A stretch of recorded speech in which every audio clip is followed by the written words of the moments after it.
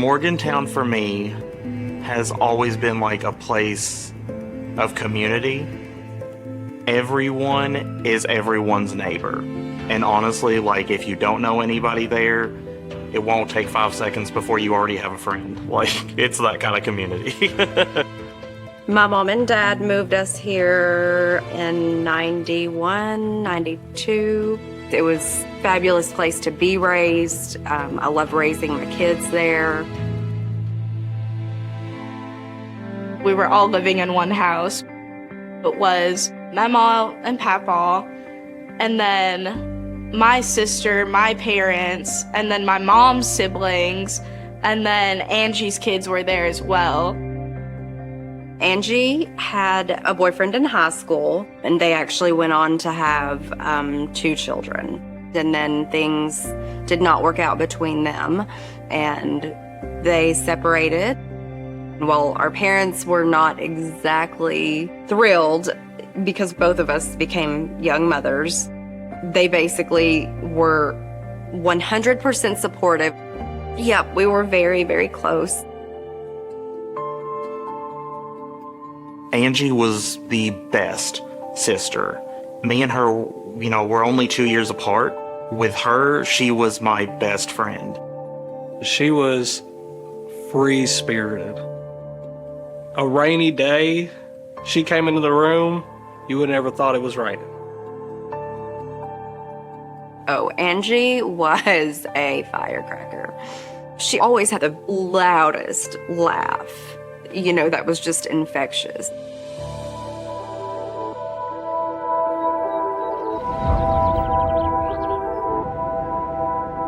So me and Angie, we went and got food. And she said, I'm going to tell you something, but you can't tell mom and dad. I was like, okay, lay it on me. What do we got? And she's like, I've met someone. I was like, well, okay, like, what's his name? Joey. I remember her saying that he had come to her work and he was kind of like following her around the store, maybe found her attractive.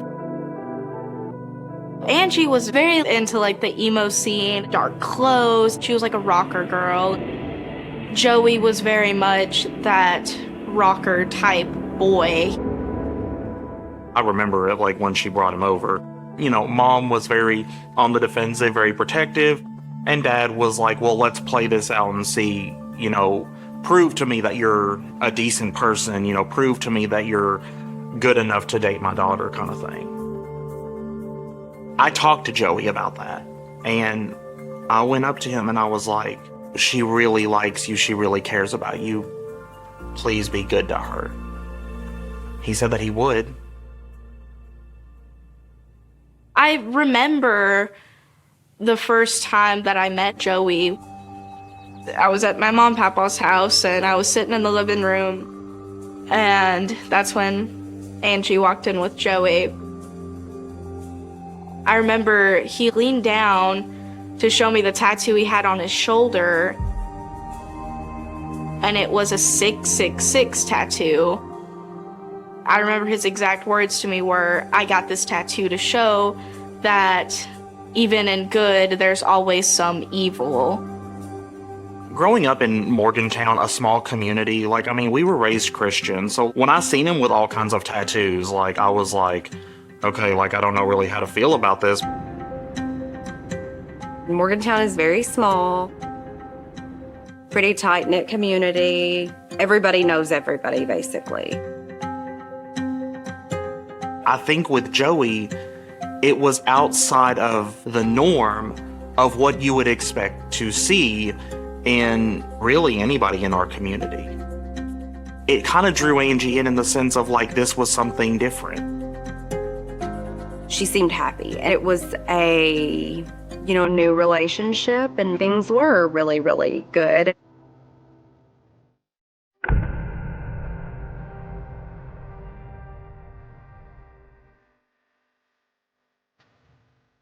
In 2012, Angie and Joey decided that they were going to get married. I asked her, are you sure you want to do this? Does he make you happy? And she said, yeah, he does.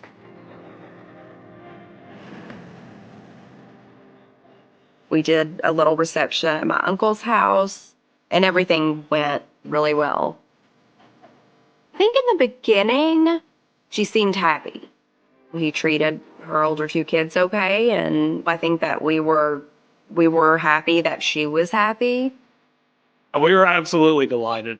And nice to see, her and all the kids, just happy.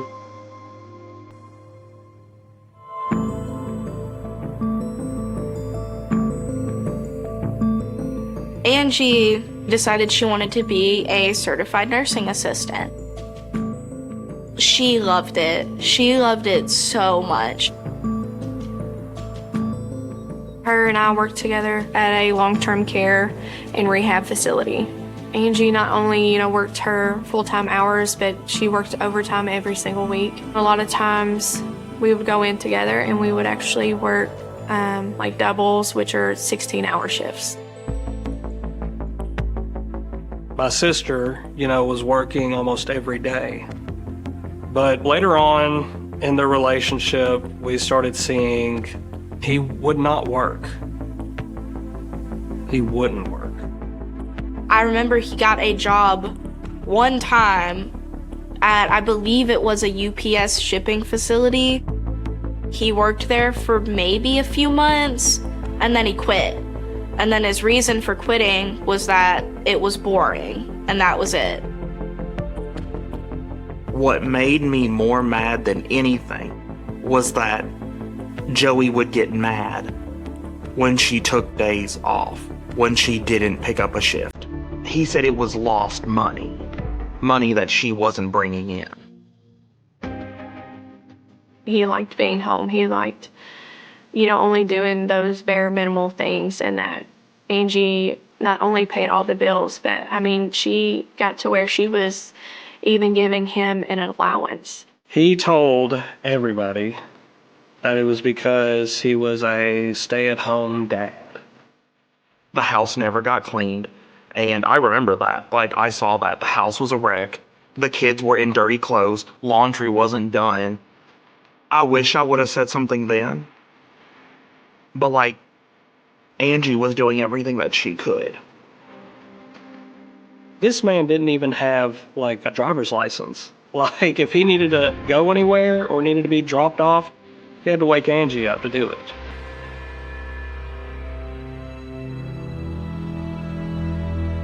The more I got to hang out over there, I guess Joey felt like he could be more comfortable with, me around. Playing on, video games, he would get, violent, yell, throw the controller. And so for me, it was if he's acting like this, now, what's he doing behind closed doors? Angie, I was like, is he violent towards you? Does he yell at you? Does he hit you? All the time it was, no, he doesn't do anything like that. Joey wouldn't do that. Something in my gut was just I don't like him. I started asking questions, and then Angie kind of lost contact with us.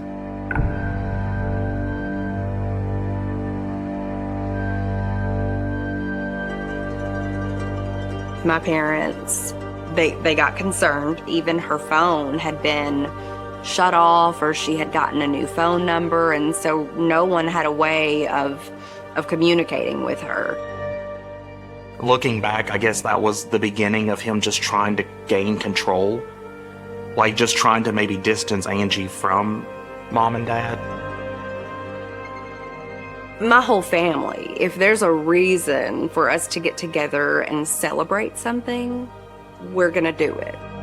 We have 50 people that show up for Thanksgiving, for Christmas, and all of a sudden she was not showing up to those things. He just kind of, slowly did it over time. It was, oh, I don't want to go. If you go, you're saying that it's okay that they don't like me, that they treat me differently. And then she would be guilted into staying home. Joe definitely had put a lot of strain on Angie with making her feel as if she had to choose between Joe or her family.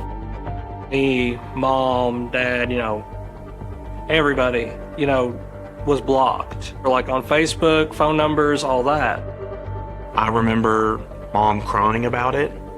I remember dad crying about it. I remember they were in the church parking lot and we had pulled up to park and we went to say hi.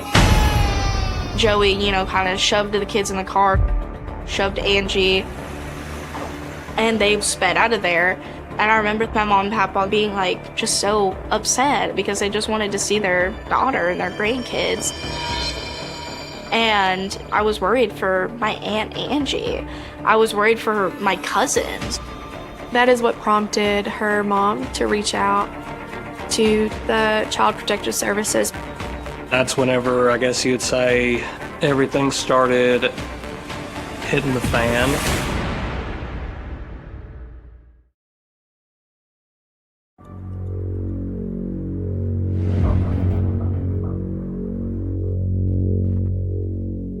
The house was a wreck.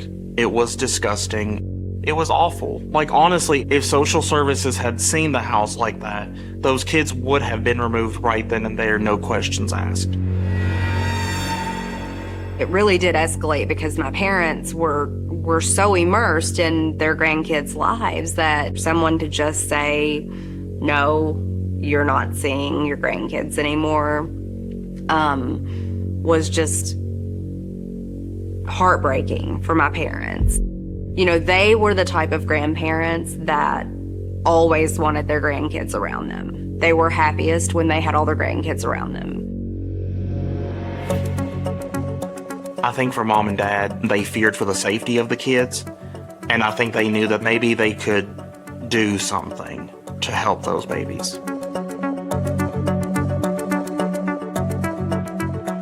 I think her mom thought, if I can get the kids out of there, then Angie will follow. But that didn't happen. Joe was able to really spin that and make it to where her mom was now the enemy. Her kids had practically been raised in and around my parents' home. All of a sudden, they were not allowed to be around any of our family. Mom and dad not seeing the grandbabies hurt mom and dad more than anything else.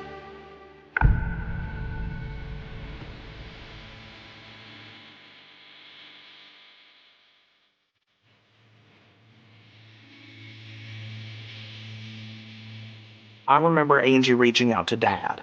She came to the house and she started crying and she hugged dad.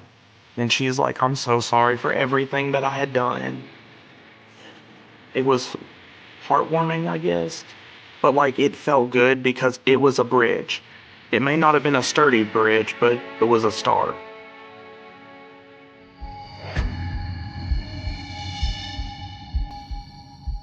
She finally started to come back around, and Joey would also come around with her.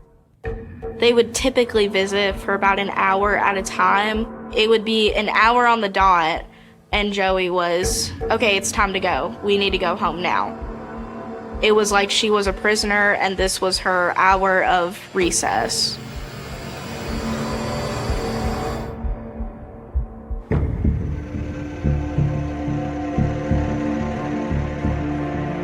In 2013, Angie and Joey had their first kid together. That was Violet, a little girl. And then they had their second child, Archer. I think that she really thought that maybe that was going to make him change his ways, that maybe things would turn around. Shortly after she had Violet, I remember her telling me she couldn't be around any other men at all without Joe. He would, go through her phone, her text messages, her Facebook, and then that would turn into, a confrontation with him. He would push her, he would hold her up against the wall. When he got something in his head and wanted to fight about something, there was no getting away.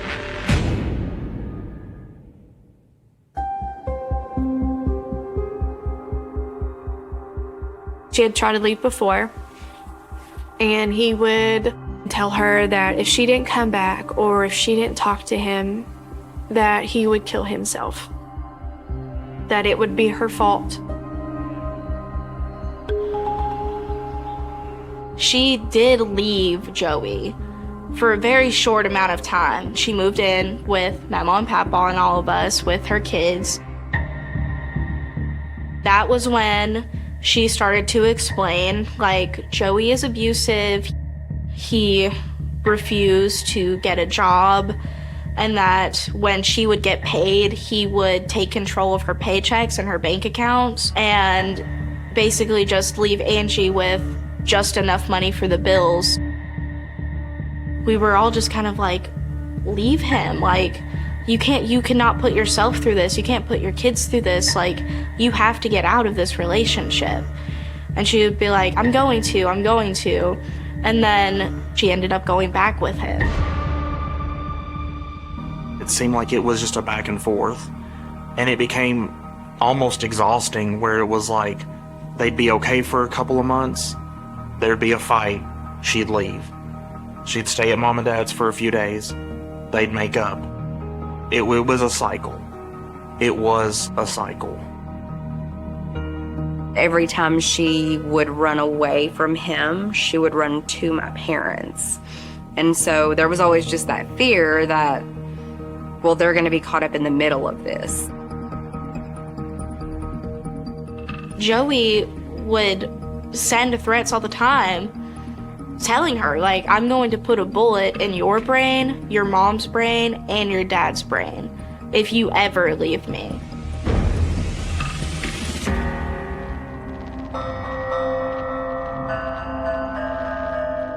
Joey came to the point where he was being more aggressive, being more violent, and Angie, she knew she couldn't do anything if she was dead. She couldn't protect her babies if she was gone. So Angie had called me on Facebook. I messaged her as soon as I had woken up. And I was like, hey, what did you call for? And then she said protection. Joe had me pinned in the bathroom. It got so bad. That was the straw that broke the camel's back. This was when she said, I've got to get out of here. I've got to do something to get out of this. I knew that he was going to do something. I knew he was going to take matters in his own hands. And I was scared for him.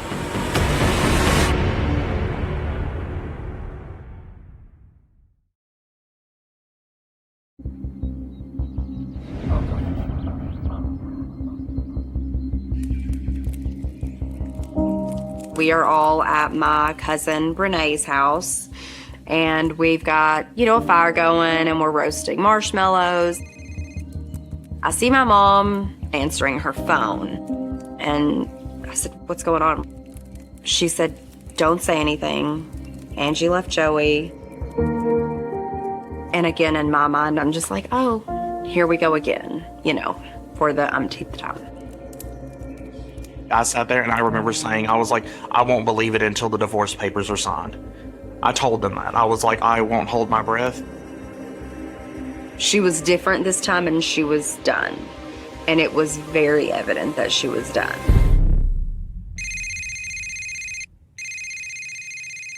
I asked, I was like, well, how's he taking it? And she was like, oh, he won't stop blowing up my phone. Like, I have to literally, put him on, do not disturb. And I'm like, really? Like, that much? And I was like, so now that he realizes what he's done and what a piece of trash he is, now he wants to come running back. And Angie's just like, he's got nowhere to run to. She was like, I'm done with him. I loved hearing that. That was like a weight off my shoulder.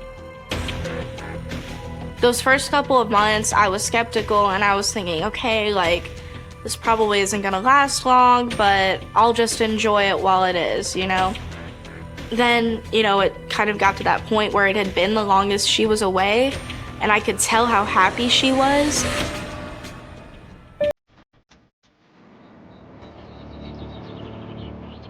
It's like 7 a.m. I'm sitting there in bed and I just, hear, a knock at my door. Then the door just opens and like she's standing there, hands on her hips. She goes, "New me. The world is my oyster."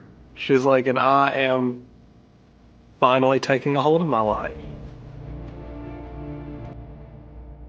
We were thrilled. I mean, the whole family, it was basically like a party. I mean, we were so happy that she had left him.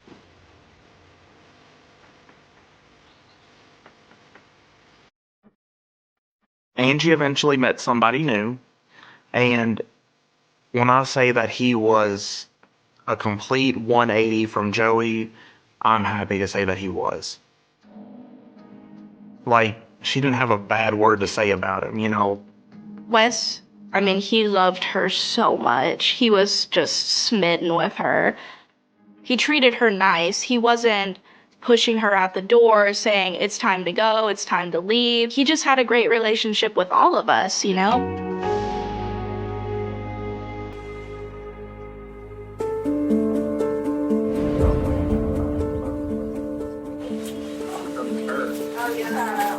Christmas was really great. We had everybody there.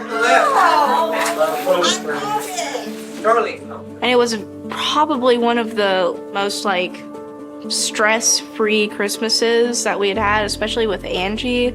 We knew she was done with Joey. We knew that this chapter was kind of closing, and we were just so happy for her, and happy for her kids, and it was just really great. I think she finally opened her eyes to, what he's doing is wrong. It's always been wrong. I can get out of this situation and be okay. And I think that's when she finally decided to put in the divorce paperwork. When she finally decided to divorce him, he wouldn't sign the papers. But I know for a fact that she did. She had a lawyer. She had everything. She even sat there, got a new phone number, got a new bank account, everything to separate from him.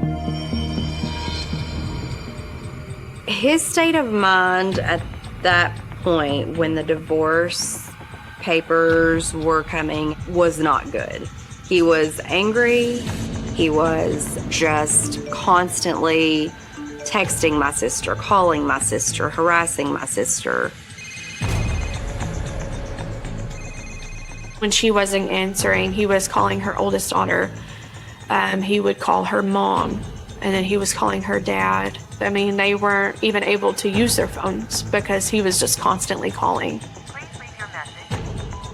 He was losing control at that point, I think, and that's what started to scare him.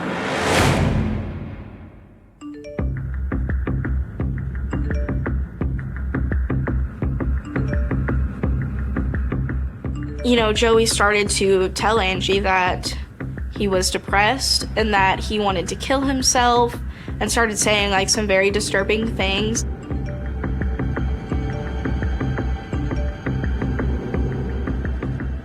He threatened to drink bleach.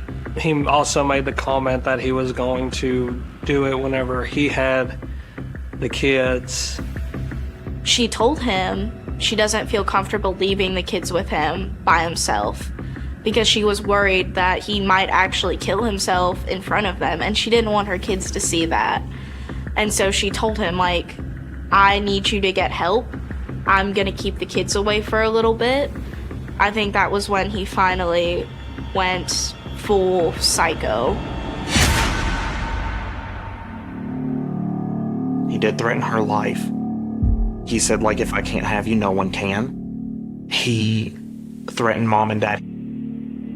One point he said, if there was a real life purge, he was I'd go to your mom and dad's house and kill them. Her lawyer did suggest that she gets a emergency protective order against Joe. Her and her lawyer had decided it was best to have no contact, no telling Joe where the kids were, of what they were, what they were doing. it was basically just gonna go cold turkey. Myself, my parents, we all said, we're scared for you. We're scared for you, Angie. I'm scared of what he's gonna do. What if he shows up? This is one of the texts that Joe had sent. Okay, I'll give it to the end of the day. Then, like I said 2 days ago, I tried to play nice, tried to leave it be, but now you are not replying and not answering, so I will be handling things accordingly. Reading this, I don't think that she was thinking that this meant that he was going to show up with a gun to her home, but now we know that that's exactly what he meant.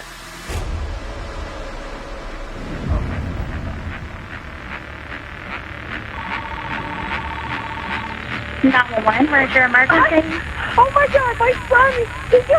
Oh God, you gotta get someone over here! Ma'am, what is your address?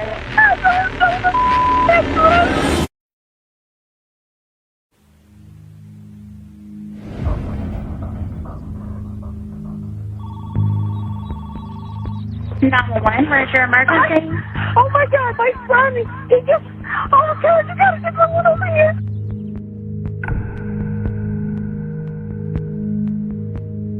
I just brought my son here to pick up his kids. Why would you do something like this? Jesus Christ. Oh my God. Oh my God. Ma'am, I can't understand you. Now, is it your son that was shot or her? Her. My cousin is at home. Her husband is on fire and rescue, so he has a police scanner, and it came across that there was a male not breathing on Lonnie Snodgrass Road. They even gave the exact address. I was in my office when I got a message from my cousin. I got told that an ambulance is heading to my house. My dad had COPD, he was 79, he had health issues. I actually thought that it was something with my dad. I was working at the hospital, and my brother Jonathan calls. He sounded troubled, and he was like, "Tony, I think something's going on with Mom and Dad. Can you go check on them? Can you go and see them?" And I was like, "Okay, yeah." I reached my niece, and she said, Joey showed up with a gun. She said, Mama told me to grab the baby and go to the closet and lock the door.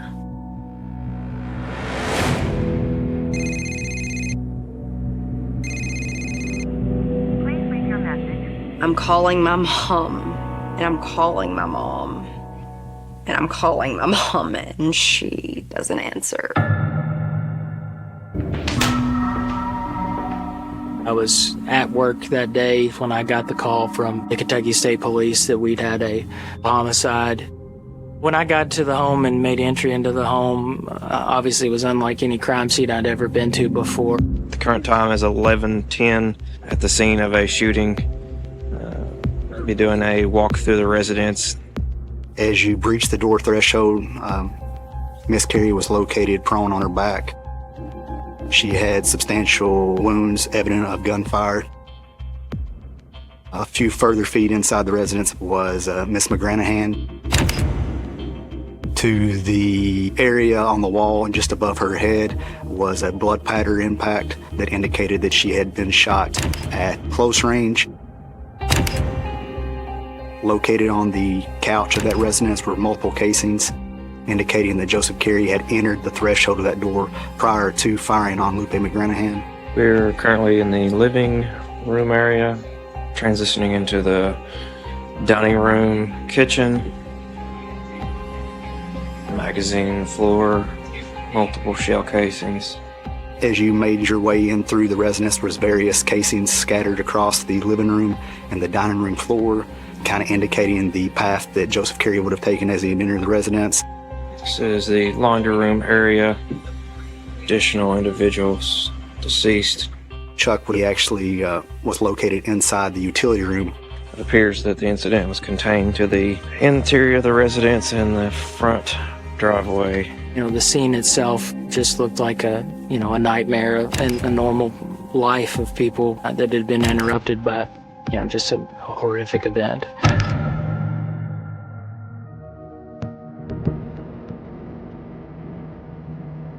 They already had a state trooper that was blocking the road.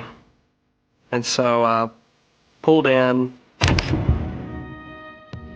Get there, I see some ambulances, and I keep thinking that like my mom or dad are gonna come out of this ambulance. A first aid responder, she just looks at me and she's like, starts shaking her head and she's like, I'm so sorry. She told me that Joseph Carey showed up with a gun and shot and killed my sister, my mom, and my dad.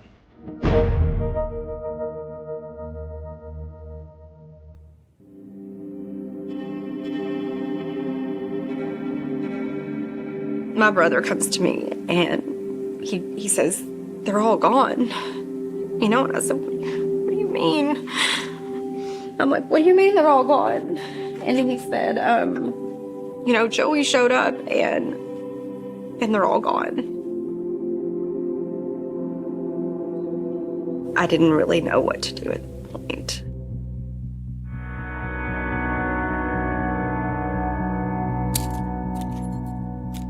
We remember seeing Joey get taken in a police car. I remember that. I'll never forget I locked eyes with him too. And when I looked at him, it wasn't human. It was evil.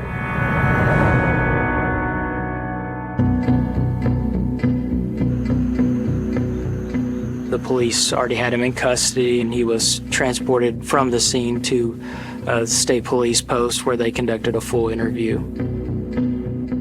We now needed to determine what would cause Joseph Carey to essentially execute all three individuals of his very close and immediate family.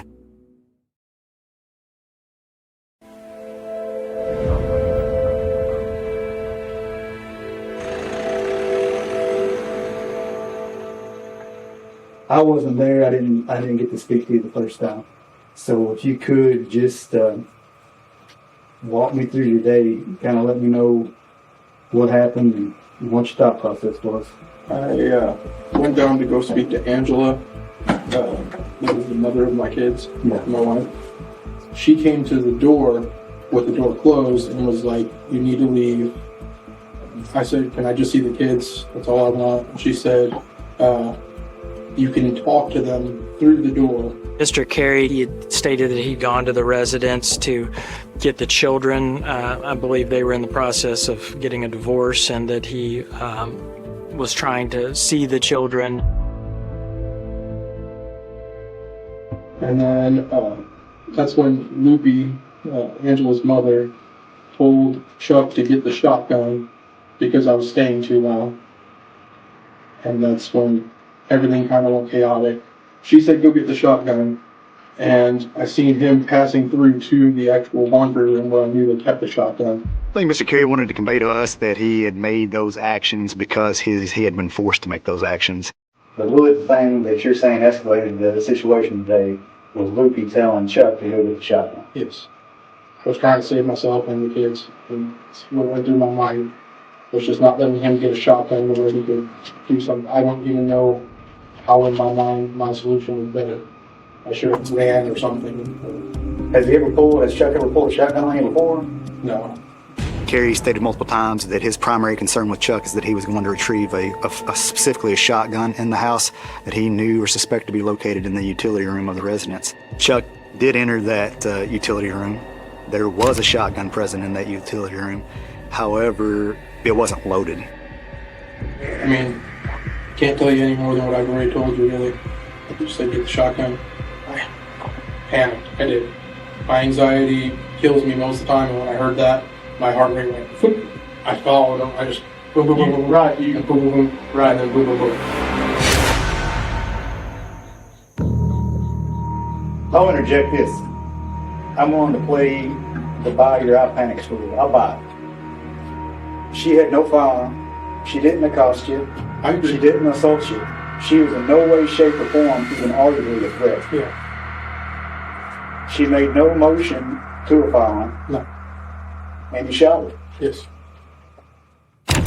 I think it's very important to remember that Angie McGranahan and Lupe McGranahan were found in very close proximity to one another, neither one of them having a gun on them, and that he had no right, Joseph Carey, to take their lives or to come in that home at all, even if he thought someone was going to get a gun. So I've been listening to what you're telling me, okay? And some of the stuff's not adding up, okay? Okay. I'll tell you right now, I'm guilty of what I did. I cannot sit there and around and say I didn't hurt him or kill him. Well, I mean, we know that. What we're trying to understand is why. I'm telling you it was panic, but I ain't gonna lie to you, there's probably more to it than that. But I honestly jumped when I heard the shotgun thing. That was just after the perceived threat. Well, you was after one of three. Well, I understand that, but I'm saying that was my main goal, was to stop him. But what I'm getting at is Lupe was this way, he was this way. I get you. Your wife was here, he was this way. I get you. I think he was very much aware of the decisions that he was making while he was present. I think he was aggravated with the custody agreement, and possibly emotions were slightly elevated upon hearing that his kids would potentially be taken from him. After I shot Chuck, I walked back by Angie, and that's when I heard the dual noise. That was bothering me a lot. And I think, I can't tell you for sure, but I do think I did shoot again to get it to stop. He was charged with 2 counts murder, 1 count murder, domestic violence, and I believe 3 counts of wanton endangerment. The Commonwealth of Kentucky is a death penalty state, and we knew most likely, just given the numbers of deceased individuals on scene, that would most definitely be something pursued by the Commonwealth's office. When the suggestion of death penalty came up for Joey, I was in full support of it. The sooner he's dead, the better.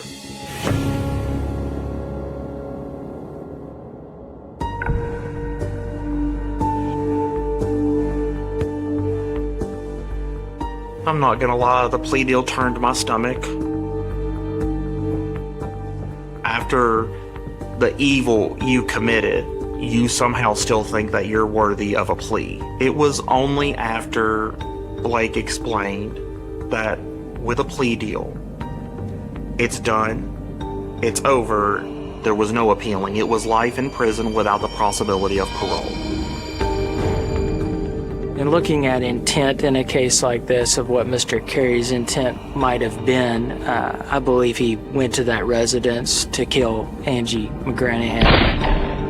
I believe that Lupe and Chuck's deaths were just a result of them being in the wrong place at the wrong time. Joseph Carey shot Angie simply because she made it very clear that he was not going to have access to the children.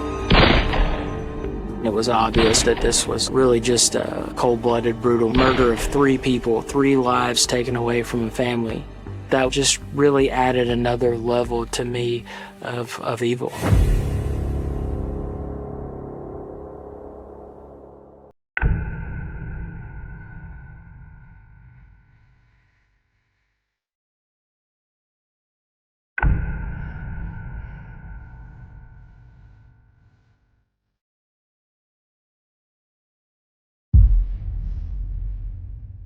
He was a monster. And they were 3 beautiful souls who were loved and just missed every single day. And every day is hard without them, even now. They were definitely a safety net for me. You know, I felt like I was a tightrope walker, you know, and if I did fall, like, they were there. My sister lived for her kids and ultimately died for her kids. And there's no greater sacrifice, you know. I can't sum up one thing I miss about Angie. I miss my best friend. I miss my storyteller, my secret keeper, my confidant. 'Cause she was that and more. And not a day goes by that I don't think about them.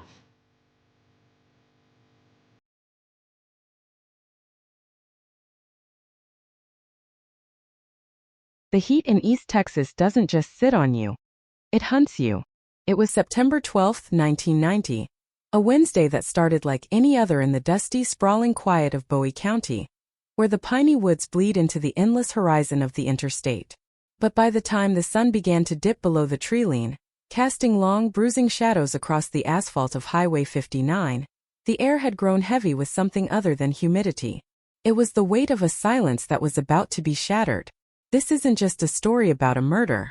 This is a story about the masks we wear, the trust we place in the hands of authority, and the 30-year nightmare that would claw its way out of a shallow grave to point a finger at the one man sworn to protect us. It begins with a flicker of red and blue lights against the black void of a moonless sky. A trucker, hauling lumber down from Texarkana, was the first to see it. Not the body, not yet, but the abandoned vehicle. A 1984 Ford Tempo, powder blue, parked haphazardly on the shoulder, its driver's side door left wide open, gaping like a wound. The hazard lights weren't flashing. The engine was cold. Inside, a purse sat untouched on the passenger seat, a tube of lipstick and a driver's license visible through the mesh side pocket. The name on the license read, Lisa N. Morell, 23 years old, a kindergarten teacher who had just started her second year at the local elementary school. She was known for her laugh, a sound that could cut through the grim stoicism of a struggling oil town, and for her yellow ribbon she tied around the old oak tree in the town square. But that night, the only thing tied to the scene was a sense of dread that settled in the stomach of the responding deputy like a stone. The dispatch call went out at 10:43 p.m. Code 6, abandoned vehicle, possible 10 to 65. Kidnapping. The word wasn't spoken, but it hung in the static of the radio. Within an hour, the roadside was swarming. Flashlights cut frantic arcs through the dense brush lining the highway. Lisa! Lisa! The shouts of the deputies were swallowed by the chirping of crickets and the roar of passing semi-trucks that refused to slow down. They found a shoe first. A white ked sneaker, scuffed at the toe, lying 20 yards into the woods. Then, a torn piece of a floral blouse snagged on a briar patch. The trail was leading them deeper into the darkness, away from safety, away from the road, into the wild, lawless heart of the pines. And then they stopped. The beam of a flashlight froze on a patch of disturbed earth near a dried-up creek bed. The ground was churned, mud mixed with pine needles, violent and chaotic. There was no body, just the signs of a struggle so intense it seemed to vibrate off the ground. Drag marks. Deep furrows where heels had dug in, fighting for purchase, fighting for life. And blood. Not a splatter but a pool, soaking into the thirsty Texas soil, turning the dirt a sickening slick black under the harsh halogen beams. The first deputy on the scene, a rookie named Miller, fell to his knees and retched. The veteran officers just stared, their jaws set, their hands hovering near their holsters as if a gun could shoot away the horror of what had happened here. Lisa Morell was gone, vanished into the humid air. The news broke the next morning like a dam bursting. In a town of barely 5,000 people, secrets are hard to keep, but terror travels instantly. The headlines screamed from the rack at the local diner. Teacher missing. Blood at scene. Manhunt underway. The coffee went cold in the cups of the locals. Parents gripped their children's hands a little tighter at the bus stops. The illusion of safety that fragile glass house small towns build around themselves had been smashed. Who would take a teacher? Who would leave a car running, a purse full of cash, and drag a woman into the woods? It wasn't a robbery. It was something personal, something primal, or perhaps something calculated. Enter Sheriff James Big Jim Patterson. He was a man cut from the very bedrock of Texas myth. 6'4", with shoulders that spanned a doorway and a voice that rumbled like distant thunder. He had been the sheriff for 12 years, re-elected in landslides, The kind of man who coached Little League on Tuesdays and led drug busts on Fridays. He stood at the podium that first morning, the microphones of the local news stations bristling in his face. He looked tired, his eyes shadowed, his uniform crisp but his posture heavy. "We will find her," he promised, looking directly into the camera lens, his gaze piercing the living rooms of every terrified family in the county. "We will find the animal who did this, and we will bring him to justice. I give you my word." The community clung to that word. They needed a savior, and Patterson was the perfect casting. He organized the search parties himself. Hundreds of volunteers, men in camouflage and women in hiking boots, combing the woods shoulder to shoulder. Patterson was there every day, walking the line, shaking hands, wiping sweat from his brow, pointing out areas to check. He was a beacon of authority in a sea of chaos. He comforted Lisa's weeping mother on the steps of the police station, holding her hand, his face a mask of grim determination. "I won't rest, ma'am," he told her. "I treat every case like it's my own daughter." The town loved him for it. They saw a hero. They didn't see the predator hiding in plain sight. They didn't see the way his eyes lingered on the crime scene photos, not with disgust, but with a clinical, almost possessive scrutiny. Days turned into weeks. The yellow ribbons for Lisa faded in the sun, turning a pale, ghostly white. The hope that she was alive began to curdle into the grim acceptance of a recovery mission. The investigation was massive. The Texas Rangers were called in to assist, their white cowboy hats bobbing alongside the brown uniforms of the deputies. They interviewed everyone. The ex-boyfriend who had an alibi watertight enough to float a battleship. The creepy janitor at the school who had been caught staring too long, but who was miles away at a poker game that night. Drifters, truckers, local troublemakers, they were all hauled in, grilled, and released.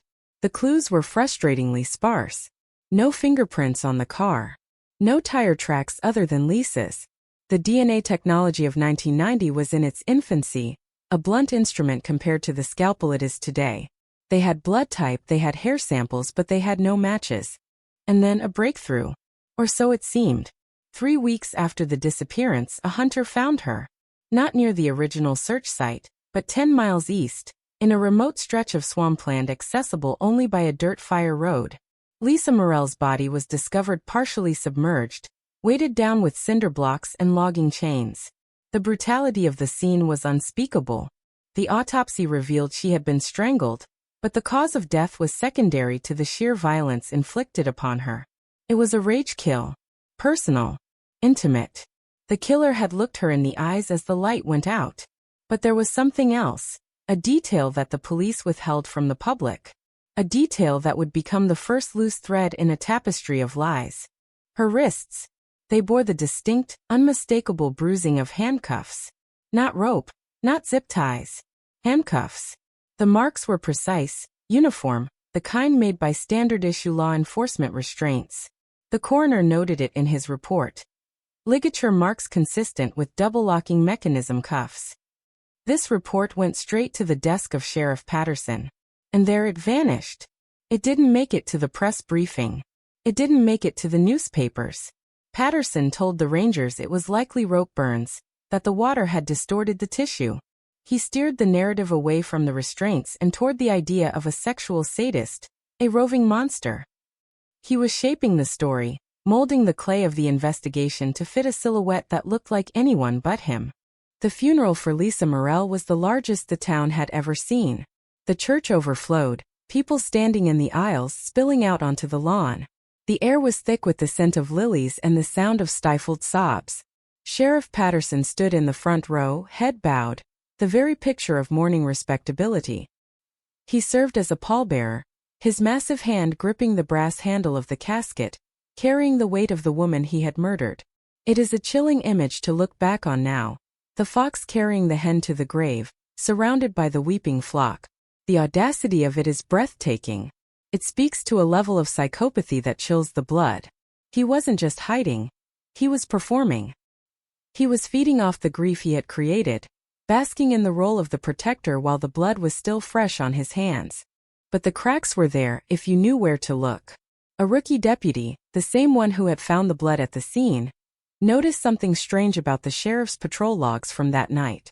There was a gap, a 90-minute window between 10 p.m. and 11:30 p.m. where Patterson was out of radio contact. He claimed he was checking a report of a prowler on the other side of the county, in a dead zone for radio reception. It was plausible. Everything Patterson did was plausible. He knew the dead zones because he patrolled them. He knew the shift changes. He knew the exact forensic capabilities of his own department. He was the perfect criminal because he was the one writing the rules of the investigation. The rookie Miller mentioned the gap to his sergeant. "Just seems odd," Miller said, shrugging. "Big Jim is always on the radio." The sergeant, a man who had known Patterson since high school, laughed it off. "Radio's been glitchy in the cruiser for weeks, kid. Don't go looking for ghosts." And that was it. The inquiry died before it took its first breath. In 1990, in a small Texas town, you didn't question the sheriff. The sheriff was the law. The sheriff was God. To question him was heresy. So Miller kept his mouth shut, but he kept the log copy. He tucked it away in a file box in his garage, a nagging splinter in his mind that he couldn't quite pull out. As 1990 bled into 1991, the case went cold. The tips dried up. The hotline stopped ringing. The yellow ribbons turned into gray rags and eventually fell from the trees, swept away by the wind. Lisa Morrell became a cautionary tale, a ghost story told to teenagers to keep them from staying out too late. "Watch out for the Highway 59 killer," they'd say. The town moved on, but the wound never healed. It just scabbed over, ugly and sensitive to the touch. And all the while, Sheriff Patterson remained. He won re-election again in 1994. In 1998, he became a fixture, a pillar of the community, retiring in 2002 with a pension and a golden plaque thanking him for his decades of selfless service. The irony is suffocating. The man who had choked the life out of a young teacher was celebrated as the town's greatest guardian. He attended charity galas. He bounced grandchildren on his knee. He lived a life of comfort and respect, built on a foundation of bones buried in the swamp. But cold cases have a way of waking up. They are patient. They wait for science to catch up, for consciences to crack, for the one mistake that was buried to rise to the surface. For this town, the awakening wouldn't come for 30 years. It wouldn't come until a new generation of investigators, armed with technology that Patterson couldn't have dreamed of in 1990, decided to blow the dust off the Morrell file. They were looking for DNA.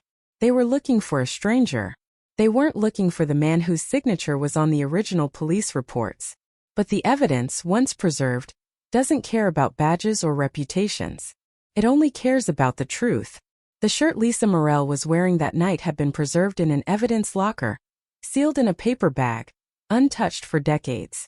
In 2020, a cold case unit from the state capitol, funded by a new grant to clear the backlog of unsolved homicides, requested the evidence. They weren't local boys. They didn't know Big Jim. They didn't care about his golden plaque. They just wanted to run the touch DNA tests, a technology capable of picking up skin cells transferred by mere contact, cells that would have been invisible to the clumsy science of the 90s. The lab technicians carefully scraped the fabric of the blouse, focusing on the shoulder and neck area, where the killer would have grabbed her. They extracted a profile. It wasn't a partial match. It was a full, robust genetic profile of a male. They ran it through CODIS, the national database. No hits. The killer wasn't a known felon. He wasn't in the system for other crimes. This was the wall that usually stops cold cases dead. But this time they had a new tool, genetic genealogy. The same technique that caught the Golden State Killer. They didn't need the killer's DNA to be on file. They just needed a cousin, an aunt, a distant relative who had spit into a tube for a heritage website. They uploaded the profile. And they waited. The computer churned through millions of data points, building a family tree from the genetic scraps left on a dead woman's shirt 30 years ago. It began to narrow down the branches. A second cousin in Dallas. A great-aunt in Houston. The tree converged on a single family name in Bowie County. The investigators stared at the screen, the blood draining from their faces as the realization hit them. The family name was Patterson. The tree pointed directly to a lineage that ended with one prominent male living in the area during the time of the murder. The call went out to the current sheriff, a young woman who had been in diapers when Lisa Morrell died. "We have a lead," the investigator told her. "But you're not going to like it." When she heard the name, she sat in stunned silence. It was impossible. It was the stuff of movies, not reality. But the science didn't lie. They needed a confirmation sample. They couldn't just arrest a retired legend based on a family tree. They needed his DNA to match it 100%. And so began the most delicate, dangerous game of cat and mouse the county had ever seen. They had to catch the former sheriff, the master of the crime scene, without him knowing he was being hunted. The surveillance of a legend is a ghost operation. You don't follow a man like James Big Jim Patterson with a fleet of cruisers and sirens. You do it with shadows and silence. The cold case team knew they were dealing with a man who understood every trick in the book, because he had written the book for this county. He knew how to spot a tail in his rearview mirror. He knew how to read the body language of an undercover officer. He was 72 years old, his hair a shock of silver, his gait slowed by a bad hip, but his mind remained as sharp as a razor wire fence. To catch him, they had to be perfect. They couldn't afford a single slip-up, because if Patterson realized the walls were closing in, the evidence, and the man himself, might vanish forever. The task fell to two investigators from the state's Special Crimes Unit, Detective Sarah Vance and her partner Mark Thorne. They arrived in Bowie County under the guise of an administrative audit, a boring, paper-pushing excuse to hang around the courthouse without raising eyebrows. Their true objective? A discarded soda can, a used napkin, a cigarette butt, anything that contained a fresh sample of the former sheriff's genetic code. They watched him from a parked SUV with tinted windows as he went about his morning ritual. Every day at 8 a.m., Patterson would pull his pristine white pickup truck into the lot of the Rusty Spur, a local diner where he held court at the corner booth. He was the king of that breakfast crowd, shaking hands, laughing, still the most respected man in the room. From their vantage point, Vance and Thorne watched through long-range lenses as Patterson finished a plate of eggs and bacon. They saw him wipe his mouth with a paper napkin. Their hearts hammered against their ribs. This was it. If he left that napkin on the table, they could slip in and grab it. But Patterson was a creature of habit and perhaps a creature of deep-seated caution. He didn't leave it. He balled it up, tucked it into his pocket, and walked to the trash can by the door. He didn't just drop it in. He pushed it deep under the heavy plastic liner. It was a move so deliberate it sent a chill down Vance's spine. Did he know? Was it possible he had been living in a state of hypervigilance for 30 years, waiting for this very moment? Days turned into a week of agonizing near misses. At a local charity barbecue, Patterson licked his fingers clean instead of using a towel. At a hardware store, he wore gloves to handle his purchases, despite the Texas heat. The investigators began to realize that Patterson wasn't just being tidy. He was being tactical. He was a man who understood the power of a single cell. He lived like a man who knew he was a walking crime scene. The tension in the surveillance van was thick enough to choke on. They were running out of time. The state lab was pushing for results, and the local sheriff was getting nervous. The secret was a ticking time bomb, and the fuse was burning short. Then on a Tuesday afternoon, the breakthrough came from an unlikely place. A local car wash. Patterson pulled his truck into the Sudsy Salmon, an automated wash where you vacuum your own interior. Vance and Thorne followed at a distance, parking 2 stalls away. They watched as Patterson stepped out, his tall frame unfolding from the cab. He began to meticulously vacuum the floor mats. He moved with a slow, methodical rhythm, his eyes scanning the pavement. When he finished, he pulled a small plastic cup from the center console, the remains of an iced tea, and walked toward the large industrial trash bin. He checked his surroundings. He looked left, then right, his gaze lingering for a second too long on Vance's SUV. She held her breath, shrinking back into the upholstery. Finally, he tossed the cup into the bin and drove away. As soon as the white truck cleared the exit, Thorne was out of the car. He didn't run. He walked with the casual stride of someone looking for a lost receipt. He reached into the bin, his gloved hand closing around the plastic cup. It was still cold. The straw was still there, coated in a thin film of saliva. "Got it," he whispered into his radio. "We got the king." The sample was rushed to the lab in Austin under a high priority tag. The lab technicians worked through the night.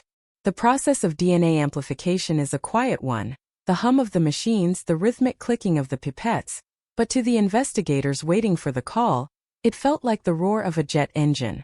At 4:15 a.m., the results were uploaded to the secure server. Vance opened the file on her laptop, the blue light reflecting in her tired eyes. The screen showed 2 digital graphs, the peaks and valleys of a genetic sequence.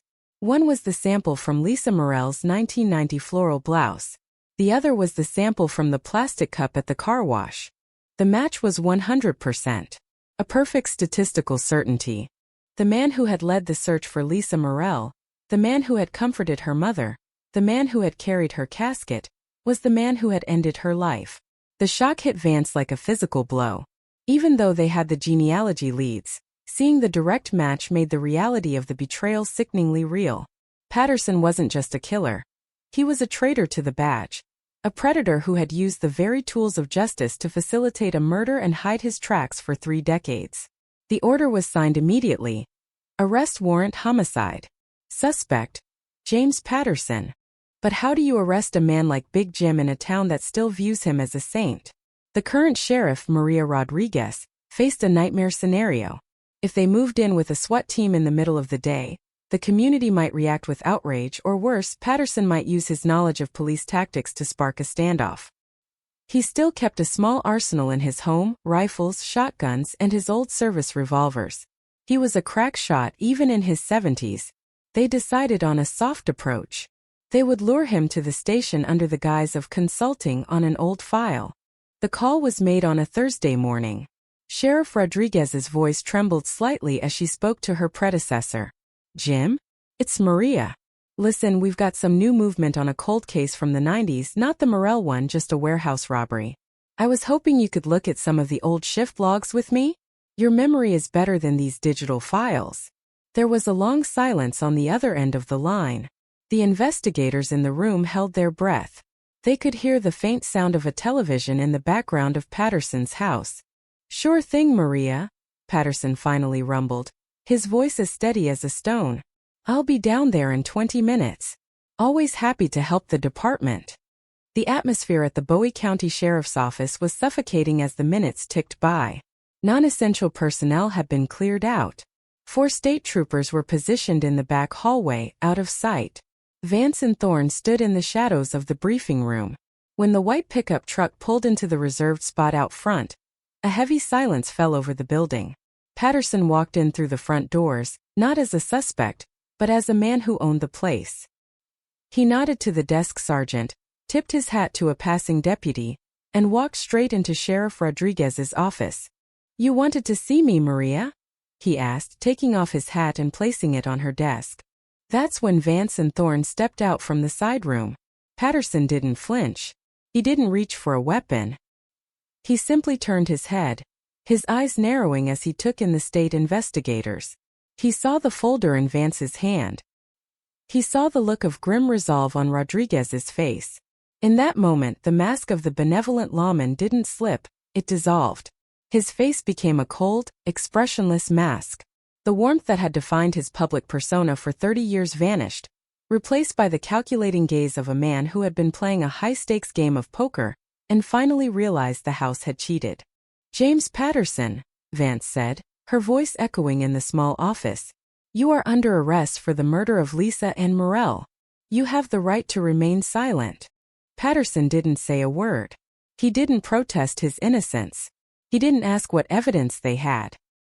He simply held out his wrists, his large, weathered hands steady. As the handcuffs clicked shut, the same sound that Lisa Morell would have heard in the darkness of 1990, Patterson looked directly at Sheriff Rodriguez. You should have let it lie, Maria, he whispered. Some things are better left in the dirt. The news of the arrest hit Bowie County like a nuclear blast.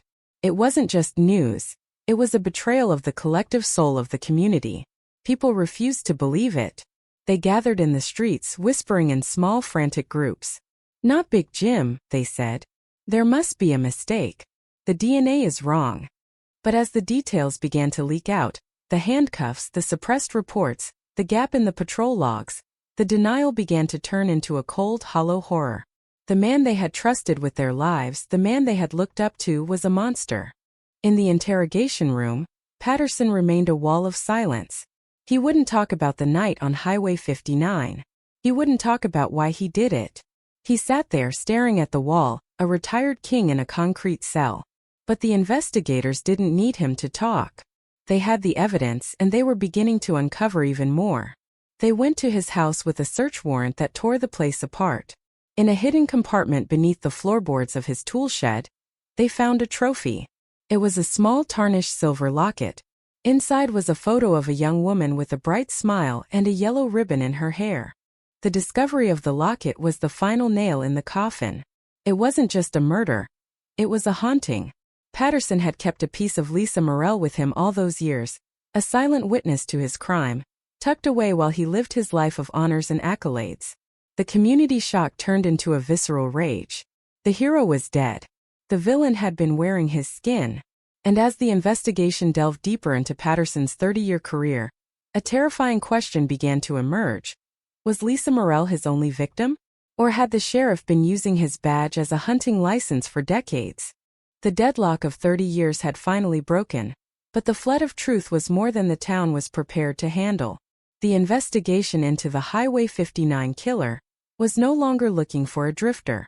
They were looking at every missing person report, every unsolved accident, and every mysterious disappearance that had occurred under James Patterson's watch. The badge that was supposed to represent safety had become a symbol of a deep systemic nightmare. Gemini said. The interrogation room at the Bowie County Sheriff's Office was a space Big Jim Patterson had occupied thousands of times.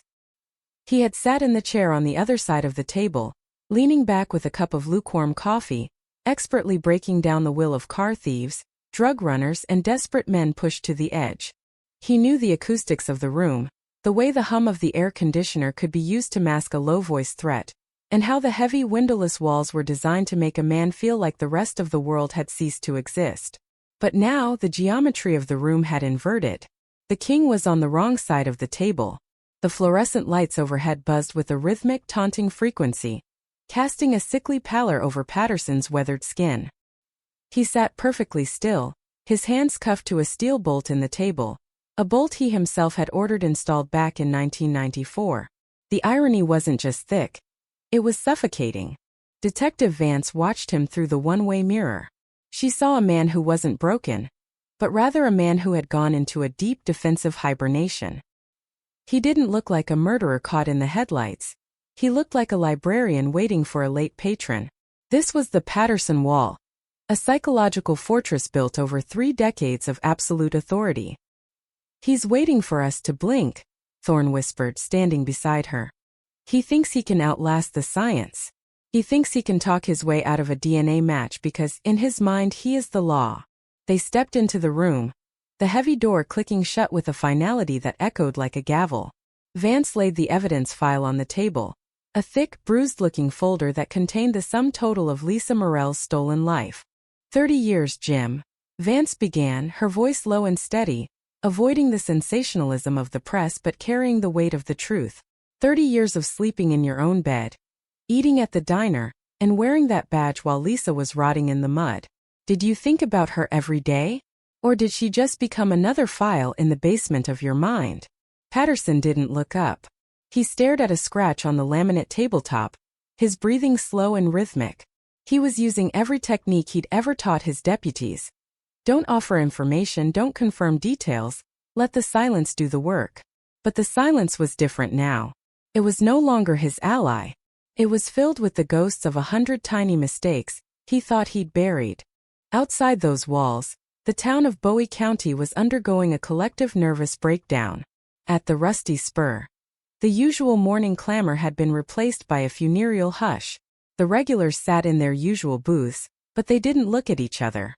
Every memory was being re-examined through a distorted lens. They remembered Big Jim at the high school football games, cheering the loudest. They remembered him at the 4-H auctions, outbidding everyone to support the local kids. Now those memories felt like a violation. Was he looking for his next victim in the bleachers? Was the money he donated to the church stained with the blood of the woman he dragged into the pines? The community shock wasn't just a headline. It was a physical weight, a nausea that settled over the county like a toxic fog. The investigation was now moving backward in time, peeling away the layers of the 1990 cover-up. The state team descended on the evidence locker, a cavernous, dusty room that smelled of old paper and mothballs. They weren't looking for what was there. They were looking for what was missing. They found the original crime scene logs. Pages 14 through 22 were gone, neatly excised with a razor blade. These were the pages that would have documented the first 2 hours of the roadside investigation, the hours before the Texas Rangers arrived. These were the hours when Big Jim had total control. They found the logs for the patrol cars, but Patterson's vehicle, Unit 1, had a maintenance gap for the entire week of the murder. The paperwork claimed the car was in the shop for a transmission overhaul, but the mechanic's signature was a forgery, a crude imitation of a man who had died in 1995. As the detectives dug deeper, they found the shadow file. It was tucked behind a crate of seized narcotics that had been slated for destruction 20 years ago. It was a simple manila envelope with no markings.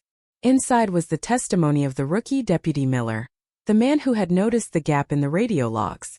It wasn't just a memo. It was a desperate handwritten plea addressed to the district attorney in 1991. The sheriff was not where he said he was, the letter read.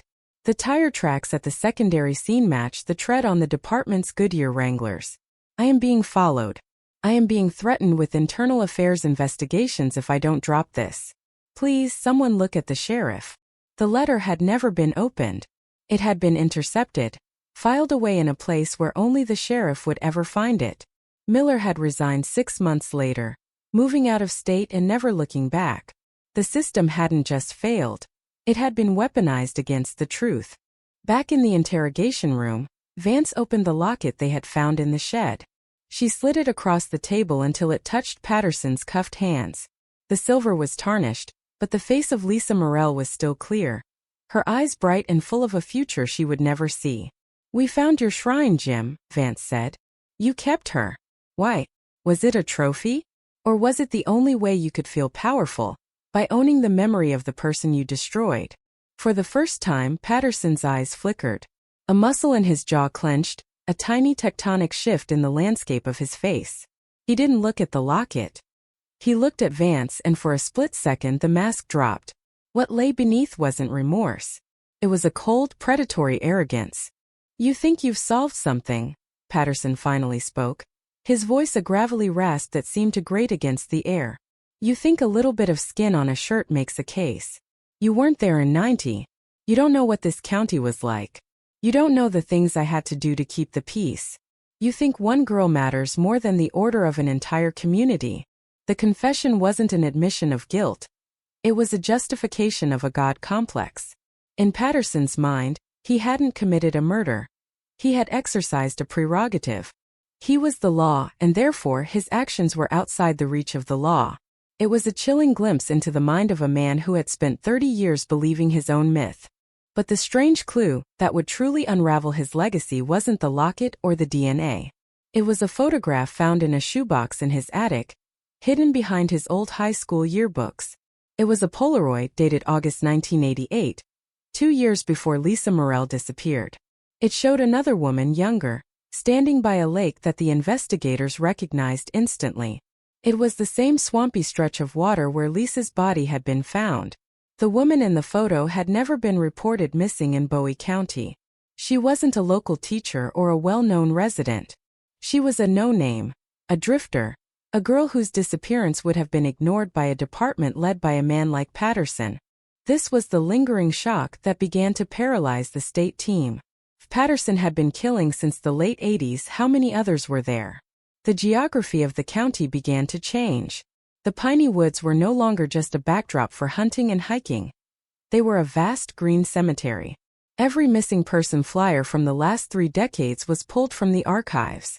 The investigators began to map the locations, the fire roads, the creek beds, the abandoned logging camps. A pattern emerged, a hunting ground that aligned perfectly with the patrol sectors Patterson had personally overseen. The deadlock of the Morrell case was breaking, but it was opening a door into a much darker corridor of Texas history. The news of the potential for more victims sent a second shockwave through the state. The monster in the mask. The digital headlines blared. How many more? The community of Bowie County was no longer just mourning a teacher.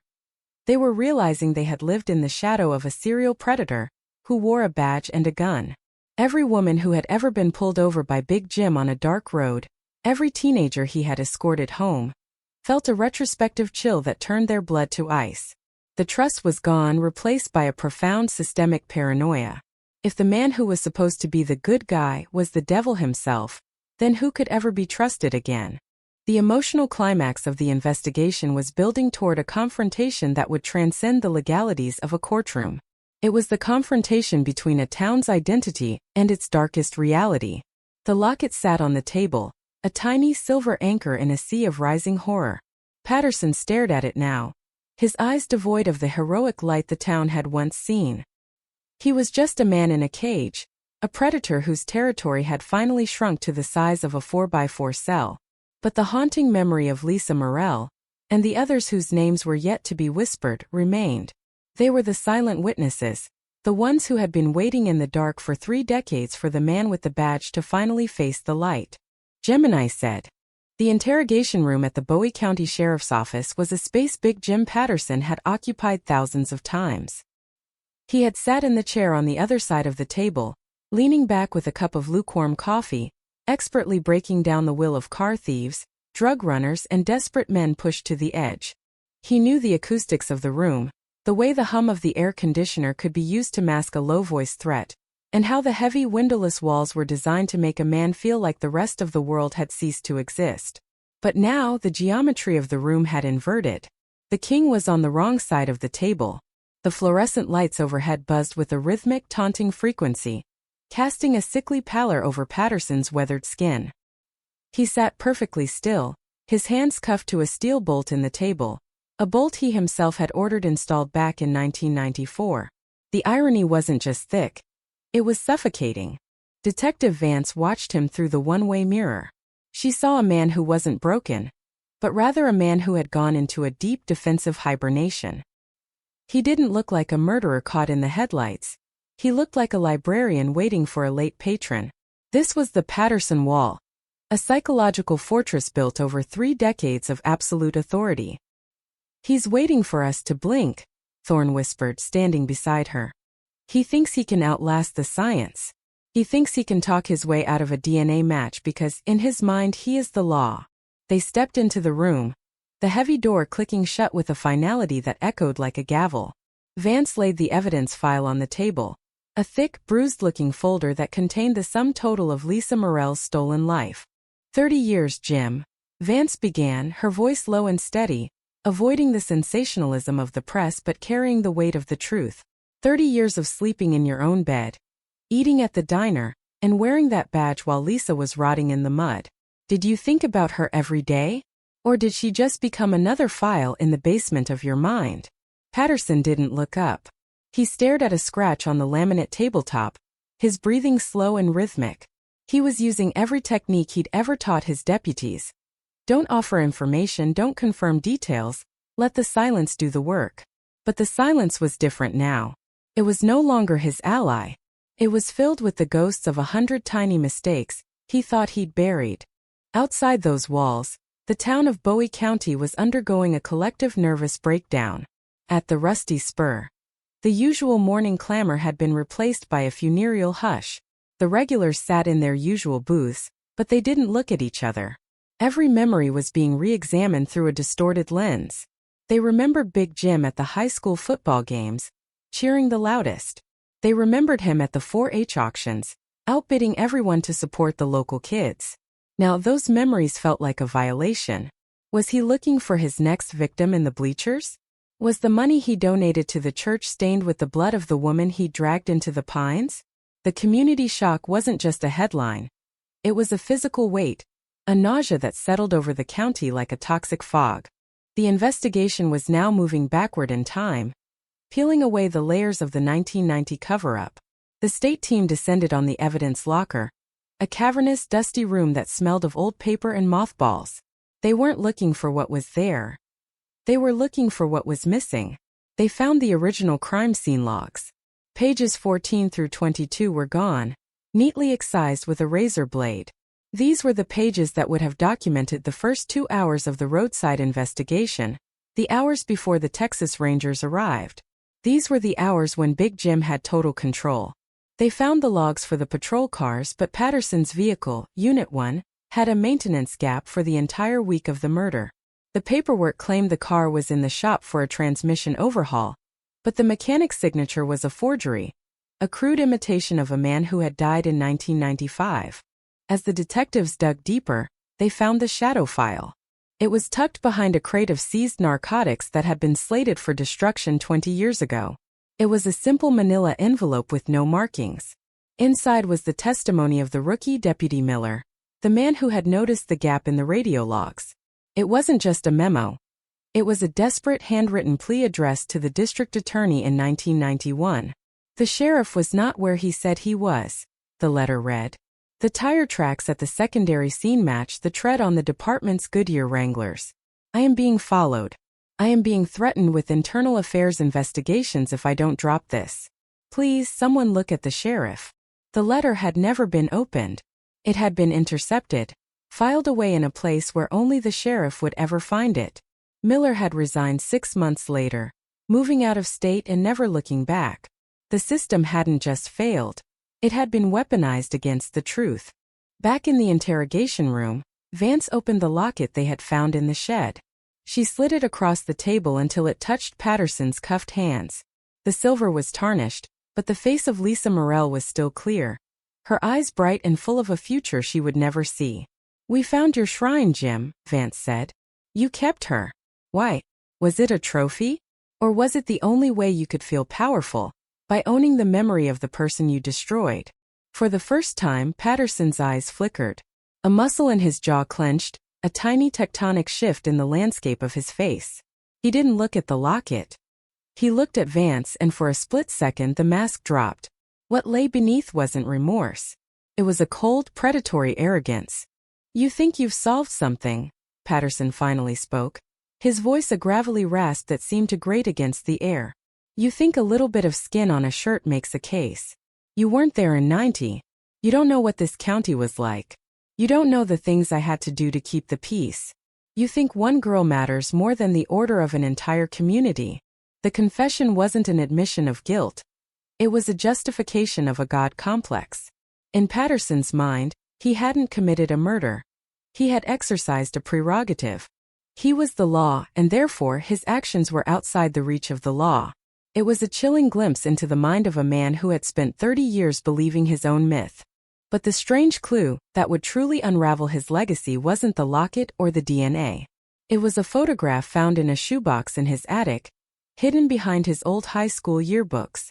It was a Polaroid dated August 1988, 2 years before Lisa Morrell disappeared. It showed another woman, younger, standing by a lake that the investigators recognized instantly. It was the same swampy stretch of water where Lisa's body had been found. The woman in the photo had never been reported missing in Bowie County. She wasn't a local teacher or a well-known resident. She was a no-name, a drifter, a girl whose disappearance would have been ignored by a department led by a man like Patterson. This was the lingering shock that began to paralyze the state team. If Patterson had been killing since the late 80s, how many others were there? The geography of the county began to change. The piney woods were no longer just a backdrop for hunting and hiking. They were a vast green cemetery. Every missing person flyer from the last 3 decades was pulled from the archives. The investigators began to map the locations, the fire roads, the creek beds, the abandoned logging camps. A pattern emerged, a hunting ground that aligned perfectly with the patrol sectors Patterson had personally overseen. The deadlock of the Morrell case was breaking, but it was opening a door into a much darker corridor of Texas history. The news of the potential for more victims sent a second shockwave through the state. The monster in the mask. The digital headlines blared. How many more? The community of Bowie County was no longer just mourning a teacher. They were realizing they had lived in the shadow of a serial predator who wore a badge and a gun. Every woman who had ever been pulled over by Big Jim on a dark road, every teenager he had escorted home, felt a retrospective chill that turned their blood to ice. The trust was gone, replaced by a profound systemic paranoia. If the man who was supposed to be the good guy was the devil himself, then who could ever be trusted again?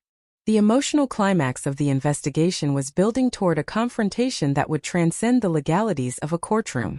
It was the confrontation between a town's identity and its darkest reality.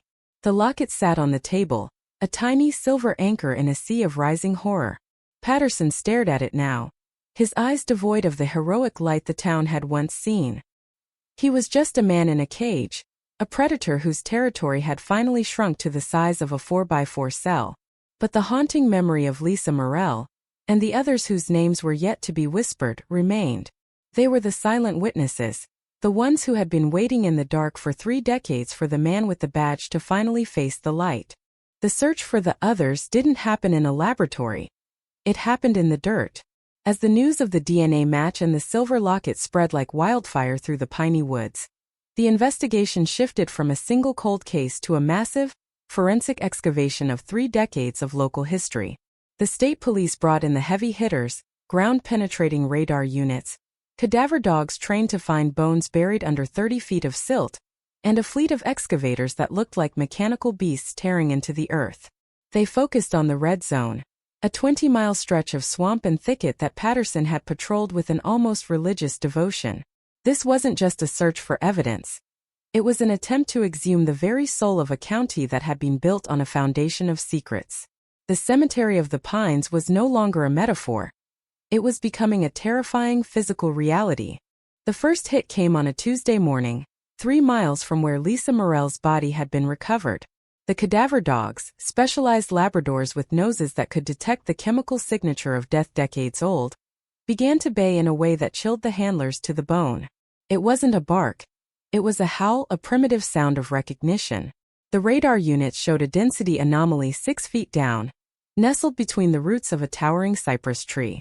As the forensic team began to scrape away the layers of mud and decayed vegetation, they found it. Not a body, not at first. They found a rusted metal box, an old ammunition can from the Vietnam era, sealed with wax to keep out the moisture. When they pried it open, the investigators didn't find money or drugs. They found a collection of driver's licenses. 12 of them. All women. All young. All reported missing between 1982 and 1998 in a 3-state area. This was the strange clue that elevated James Patterson from a killer to a collector of lives.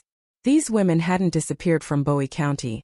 They had disappeared from the periphery, from truck stops along I-30, from gas stations in Arkansas, from roadside diners in Louisiana. Patterson had been hunting outside his jurisdiction, using his cruiser to cross state lines, knowing that a badge acted as a universal key to any lock. He had been a highwayman in the truest, most predatory sense of the word. The licenses were arranged chronologically, a timeline of terror that mapped out the evolution of a monster. The names on the cards, Sarah, Elena, Michelle, Tanya, began to form a chorus of the lost, their plastic faces staring back at the investigators with the frozen smiles of the dead. The community shock was now being replaced by a visceral, burning anger. The betrayal wasn't just local anymore. It was regional. The blue wall of silence that had protected Patterson for so long was crumbling, and as it fell, the voices of those who had been silenced began to emerge. A woman named Clara, now in her 60s, came forward with a story that had been buried in her nightmares for 32 years. In 1989, she had been pulled over by a large, intimidating officer on a dark stretch of Highway 59. She described how he had checked her license, then asked her to step out of the car for a safety inspection. She remembered the way he looked at her, not as a citizen but as a piece of property. He had his hand on his handcuffs the whole time, she told the news cameras, her voice trembling. I only got away because a semi-truck pulled over to help. He just tipped his hat, told me to be careful out there, little lady, and drove off. I tried to report it to the station the next day, but they told me I was confused, and that the sheriff was a hero. They made me feel like I was the criminal. Clara's story was the first of many. The witnesses were coming out of the woodwork, women who had been escorted home, teenagers who had been given a warning, and even former deputies who had seen things they couldn't explain but were too afraid to voice. The investigation was uncovering a culture of complicity, a system where the hero was protected at all costs, even if that cost was human life. The deadlock of the 90s hadn't been caused by a lack of evidence. It had been caused by a surplus of fear. Patterson hadn't just killed. He had colonized the minds of his subordinates, making them believe that his version of reality was the only one that mattered. He had created a fiefdom where the law began and ended with his word. Inside the jail, Patterson watched the news coverage on a small, grainy television mounted high on the wall. He saw the excavators. He saw the ammunition can of the lost. He saw the faces of the women he had erased.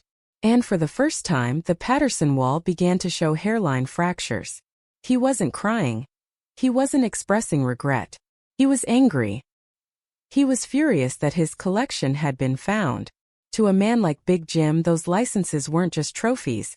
They were his legacy, his secret history.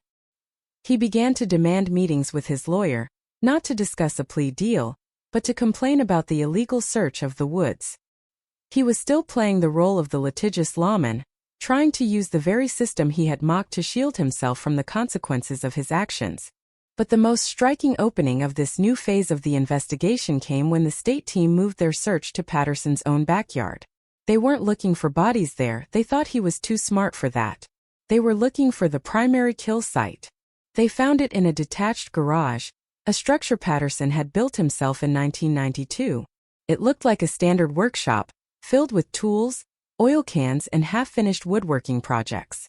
But when the forensic team pulled up the heavy rubber floor mats, they found a drain. It wasn't a standard floor drain. It was an industrial-grade system, connected to a private septic tank that wasn't on the official city maps. They pumped the tank. What they found at the bottom was a chilling detail that would haunt the investigators for the rest of their lives. Thousands of tiny white fragments. Bone. Not whole pieces, but fragments that had been processed through some kind of grinder. It was a mechanical disposal system, a way to make sure that missing meant forever. The sheer scale of the operation suggested that the 12 licenses found in the ammunition can were only the beginning. Patterson hadn't just been a killer. He had been a factory of death. He had turned his own home into a slaughterhouse, all while hosting neighborhood barbecues and Blue Lives Matter fundraisers in the front yard. The duality of the man was so extreme it defied psychological categorization. He was the savior in the light and the shredder in the dark. The lingering shock was now a national sensation. The sheriff shed. The magazines screamed. The Texas tragedy. But for the families of the missing, it wasn't a sensation. It was a reckoning. They began to arrive in Bowie County from all over the country, mothers who had never stopped looking for their daughters, sisters who had grown old wondering why their siblings never came home. They gathered at the edge of the police tape, a silent, grieving assembly. They didn't want sensationalism. They wanted a name. They wanted a tooth, a fragment, a piece of clothing. Anything that could be used to fill the empty chairs at their Thanksgiving tables. The emotional climax was no longer about the arrest. It was about the identification of the nameless. The forensic anthropologists were faced with a task that would take years. Every fragment found in that septic tank had to be DNA tested, a slow, painstaking process of matching microscopic genetic markers to a database of the missing. But as the first matches began to trickle in, a 19-year-old runaway from 1985, a young mother who vanished in 1991, the map of Patterson's crimes grew larger and more terrifying. He had been a predator without borders, a man who saw every road as a hunting trail and every badge as a license to destroy. The mysterious disappearance of Lisa Morrell was merely the tip of a massive frozen iceberg of depravity. As the sun set over the Bowie County Courthouse, casting a long red shadow across the square, the town felt different. The community shock had settled into a permanent, dull ache. The statues of lawmen, the plaques of service and honor, they all looked different now. They looked like masks. The strange clue of the 1988 Polaroid had led to a septic tank of horrors, and the master of crime fiction couldn't have written a darker ending. But this wasn't fiction. This was the reality of a town that had worshipped a wolf in sheep's clothing for 30 years. And the haunting memory of the Highway 59 killer would never truly fade, because the pines would always hold the echoes of the screams that Big Jim Patterson had tried so hard to bury.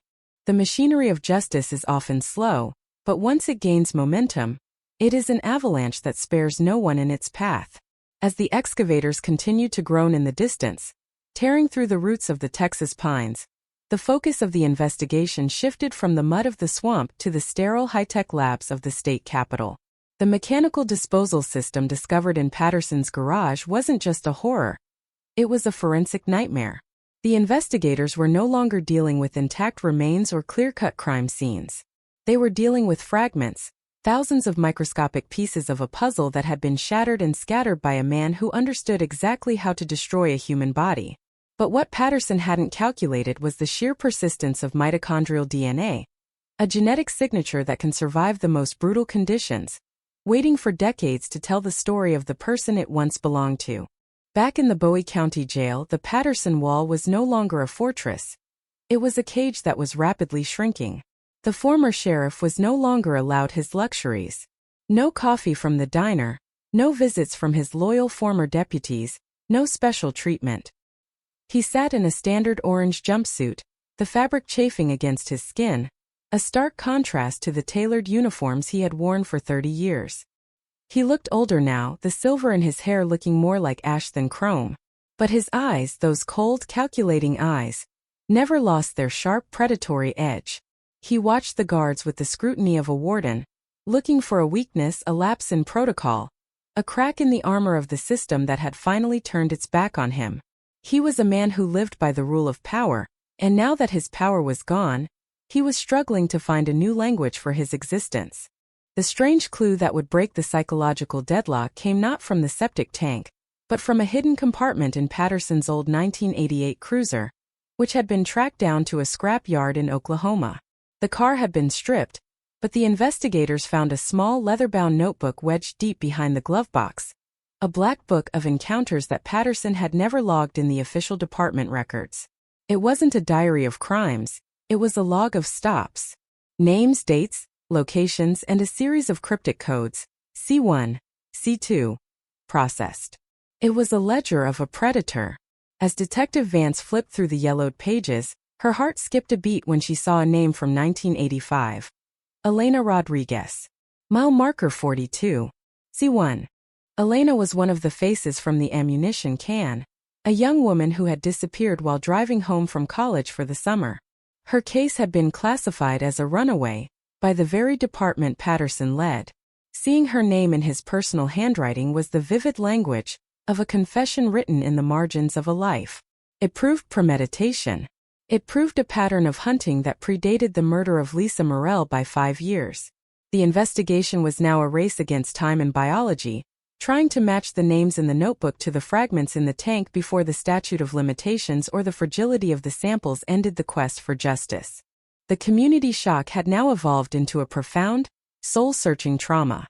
The town of Bowie County was being forced to look into a mirror and see the monster they had enabled. The local newspaper, once a staunch defender of Big Jim, was now running a series titled The Silence of the Pines, exploring how a serial killer could hide in plain sight for 3 decades. They interviewed former jurors who had delivered not guilty verdicts in cases where Patterson's testimony was the only evidence. They spoke to lawyers who had been intimidated into dropping civil suits against the department. The blue wall of silence hadn't just been a code among officers. It had been a social contract that the entire town had signed, trading their skepticism for the illusion of safety. Inside the interrogation room, the tension was nearing its emotional climax. Vance laid the leather notebook on the table, open to the page with Elena Rodriguez's name. She was 19, Jim, Vance said, her voice dropping to a whisper that felt louder than a shout in the small room. She had a 4.0 GPA. She wanted to be a doctor. You didn't just kill her. You stole every life she would have saved. You stole every child she would have had. You didn't just keep the peace. You tore a hole in the future. Patterson didn't look at the notebook. He looked at the wall, his jaw working as if he were chewing on a bitter piece of gristle. You don't understand the pressure, Patterson finally muttered, the first crack in his defensive armor. You wasn't there when the cartels started moving through. You wasn't there when the highways turned into a Wild West. I had to be the biggest wolf in the woods to keep the other wolves away. Sometimes the line gets blurred. You do what you have to do to stay on top. You think these girls were innocent? They were drifters. They were problems. I was cleaning up the county. It was a sensational admission of a God complex so deep it had become a religion. He wasn't apologizing. He was complaining that his service wasn't being appreciated. He saw the women he murdered as debris, and himself as the janitor of a dark, forgotten Texas. This shocking detail sent a shiver through the legal community. Patterson's defense team, a group of high-priced lawyers from Dallas, immediately began filing motions to suppress the notebook, the DNA, and the septic tank evidence. They argued that the touched DNA on the blouse was contaminated by 30 years of poor storage. They argued that the ammunition can was found on public land and couldn't be directly linked to their client. They were trying to build a wall of technicalities to replace the wall of authority that had failed. The legal battle was becoming as tense and dramatic as a live news broadcast, with the eyes of the nation fixed on the small-town courthouse. But the lingering shock wasn't in the courtroom. It was in the eyes of the families who were now receiving the first confirmed identifications from the lab. For the family of Elena Rodriguez, the news that their daughter had been found in a septic tank was a blow that no words could soften. They had spent 30 years hoping she had started a new life, that she was happy somewhere, perhaps having a family of her own. To find out she had been processed by the man who was supposed to find her was a betrayal of cosmic proportions. They stood on the steps of the courthouse, holding a picture of Elena from her graduation. A mysterious disappearance finally turned into a horrifying certainty. As the sun set over the pines, the shadows seemed to stretch longer than usual. The town was haunted, not just by the ghosts of the women Patterson had killed, but by the ghost of the town they thought they lived in. The community shock had turned into a haunting memory that would be passed down through generations. Children would be told stories not of the heroic sheriff, but of the monster of 59. The yellow ribbons were gone, replaced by a permanent, somber vigil at the edge of the woods. The investigation was far from over. There were still hundreds of fragments to identify, still more pages in the black book to decode, but the deadlock had been broken forever. The narrative of Texas 1990 was no longer a cold case. It was a living, breathing reckoning. The strange clue of a locket and a notebook had unraveled a life built on lies, leaving behind a trail of broken trust and shattered lives. As the cameras flashed and the reporters scrambled to get the latest update from the Special Crimes Unit, the silence of the pines remained, a vast green witness to the 30-year reign of a man who thought he was a king, but ended up a prisoner of his own dark history. The final chapter of Big Jim Patterson was being written in the dust of the Bowie County dirt, and the ink was the blood of the innocent. The silence within the walls of the Bowie County Jail was a living thing, thick with the unsaid and the irreversible. As Section 6 of this harrowing chronicle unfolds, the focus shifts from the discovery of the physical remains to the psychological excavation of a town's complicity. The badge of betrayal wasn't just pinned to James Patterson's chest. It was woven into the social fabric of every street corner and Sunday pew. While the forensic teams in Austin worked through the biological wreckage found in the septic tank, a different kind of investigation was beginning back in the piney woods. An investigation into the culture of looking away. The state investigators, Vance and Thorne, were no longer just looking for DNA. They were looking for the enablers, the silent partners in a 30-year dance with the devil. The strange clue that sparked this new phase was a series of checks, found in a safe deposit box registered to a shell company Patterson had established in 1984. These weren't bribes from cartels or kickbacks from local businesses. They were payouts from a discretionary fund that hadn't appeared on any county audit in 2 decades. The money was traced to the silence of others. Small monthly stipends paid to retired deputies, a court clerk who had misplaced crucial files, and a former assistant district attorney who had suddenly moved to Florida, just as the Morrell investigation hit its first wall in 1991. This was the vivid language of a systemic rot. Patterson hadn't just been a lone wolf. He had been the architect of a shadow government, a community of silence, where loyalty was bought with the blood of the missing. In the interrogation room, the Patterson wall was being hit with the sledgehammer of financial reality. Vance laid the photocopies of the checks on the table. You didn't just kill Lisa Morrell, Jim. You killed the integrity of this entire office. You turned your brothers-in-arms into accomplices. Did they know what the money was for? Or did they just know that asking questions was a one-way ticket to the unemployment line? Or worse? Patterson's reaction was a chilling, low-pitched chuckle. It was a sound of genuine amusement that made the hair on Vance's neck stand up. "In this world," he said, his voice a dry rasp, "there are those who lead and those who follow. I didn't have to buy their silence. I bought their peace of mind. They didn't want to know. People in this town don't want the truth. They want to sleep at night. I provided the blankets." This shocking question began to echo through the streets of Bowie County. Who else knew? The community shock was transitioning into a toxic era of suspicion. Neighbors looked at neighbors, wondering who had seen the sheriff's cruiser parked in the woods at 2 a.m. and said nothing. They wondered about the lost police reports and the accidental fires in the evidence warehouse. The mysterious disappearance of 1990 was no longer a tragedy. It was an indictment. The headline in the Texas Ledger summarized the mood perfectly. "A town built on secrets. The cost of the Patterson years."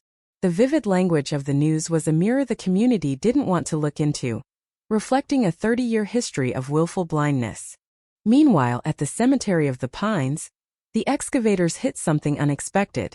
Beneath the layer of fragments in the septic tank, they found a false bottom. When they breached it, they discovered a time capsule of terror. It was a collection of personal items: watches, rings, a child's hair clip, a pair of glasses. These weren't trophies like the locket. They were the strange clues of identities Patterson hadn't even bothered to log in his black book. The scale of the deadlock was expanding beyond anything the state had ever seen. The Highway 59 killer was becoming a figure of such mythological depravity that the local police had to bring in federal profilers just to wrap their heads around the psychology of the man. The emotional climax of this section occurred when a former deputy, a man named Henderson who had served under Patterson in the late 80s, walked into the station and asked to speak to Vance.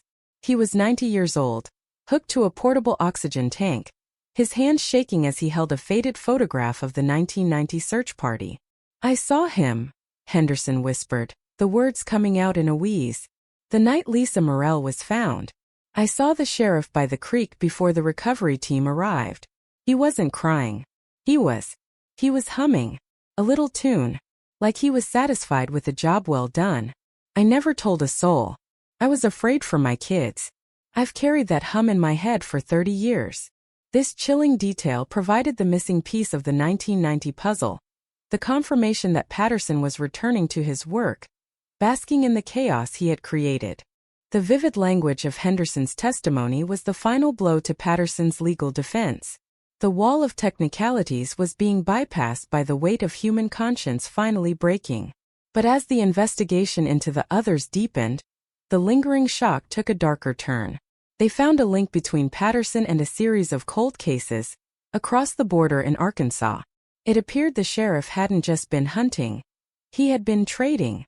There were hints of a network, a brotherhood of the badge that spanned several counties, where difficult cases were made to disappear through mutual cooperation. The strange clue of the 1988 Polaroid was just one frame in a much larger, more terrifying film. As the sun dipped below the horizon, casting a blood-red light over the courthouse square, the community shock felt like a physical pressure. The town was no longer just a place on a map. It was a crime scene. Every mysterious disappearance, every strange clue, every cold case, was a thread in a tapestry of betrayal that was still being unraveled. The master of crime fiction couldn't have imagined a more sensational or powerful narrative, because the truth was far more haunting than any script. The story of Texas 1990 was moving toward a final reckoning, but the lingering impact of Big Jim Patterson's reign would be felt for generations. The pines were silent, but the earth was finally speaking, and it was demanding a justice that the badge had denied for 30 long years. The investigation was now a juggernaut, fueled by the vivid language of the victims' families and the strange clues rising from the dirt. The deadlock was shattered, the mysterious disappearance was solved, but the community shock was only beginning. The man who had been the king of the county was now a pariah, a ghost of a hero whose legacy was written in the bone fragments of the innocent. And as Vance and Thorne prepared for the next phase of the trial, they knew that the Highway 59 killer wasn't just a man. He was a symptom of a much deeper, much darker sickness that had been allowed to fester in the heart of Texas. The The weight of a 3-decade deception does not lift all at once. It peels away in agonizing layers, exposing the raw nerves of a community that had mistaken a predator for a patriarch. As we move into the 7th chapter of this Texas nightmare, the focus shifts from the physical evidence to the systemic collapse of an entire era of law enforcement. The badge of betrayal was now more than a metaphor. It was a forensic reality that threatened to pull down the very pillars of the Bowie County Courthouse. While the state labs continued their grim work of DNA sequencing, a new strange clue emerged from the digital shadows of the early 2000s, proving that Big Jim Patterson's reign of terror didn't end with the turn of the millennium. It had merely evolved. The investigation into the discretionary fund had opened a door into a dark archive of digital surveillance. In the back of a climate-controlled storage unit rented under a false name, Vance and Thorne discovered a collection of VHS tapes and early-generation hard drives. This wasn't just evidence, it was a library of shadows. Patterson, the man who had mastered the art of physical disposal, had also been an obsessive documentarian of his own authority. He had recorded his interrogations, his traffic stops, and his private security briefings. As the first tape flickered to life in the sterile briefing room, the investigators were met with a chilling detail that redefined the scope of the case. It wasn't just about murder anymore. It was about a totalitarian control exerted through the lens of a camera. The footage showed Patterson in his prime, leaning over a terrified young woman in the very same interrogation room where he now sat as a prisoner. The audio was crisp, his voice a low melodic rumble of sensational intimidation. "You think anyone is going to believe you?" he asked the girl on the screen, his face inches from hers. "In this county, I am the judge, the jury, and the man who signs the death certificates. You're just a girl with a broken taillight and a history of bad decisions. Now, tell me again why you were out past midnight." This wasn't a criminal investigation. It was a masterclass in psychological warfare. Patterson was using his position to extract not just information, but submission. The vivid language of the tapes revealed a man who viewed his jurisdiction as a private hunting ground, and the citizens as his prey. This shocking discovery sent a fresh wave of community shock through the town. The strange clue of the tapes proved that Patterson had been operating a shadow justice system for years, one that relied on the absolute erasure of dissent. The mysterious disappearance of 1990 was merely the most violent expression of a much broader pattern of abuse. The local headlines shifted from the Highway 59 killer to the architect of fear. The vivid language of the reporting reflected a town that was finally realizing its hero had been its most dangerous enemy.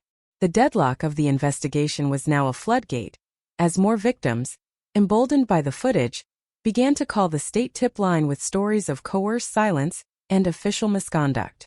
In the interrogation room, Vance played a segment of the tape for Patterson. She didn't say a word. She just let the sound of his own younger, arrogant voice fill the room.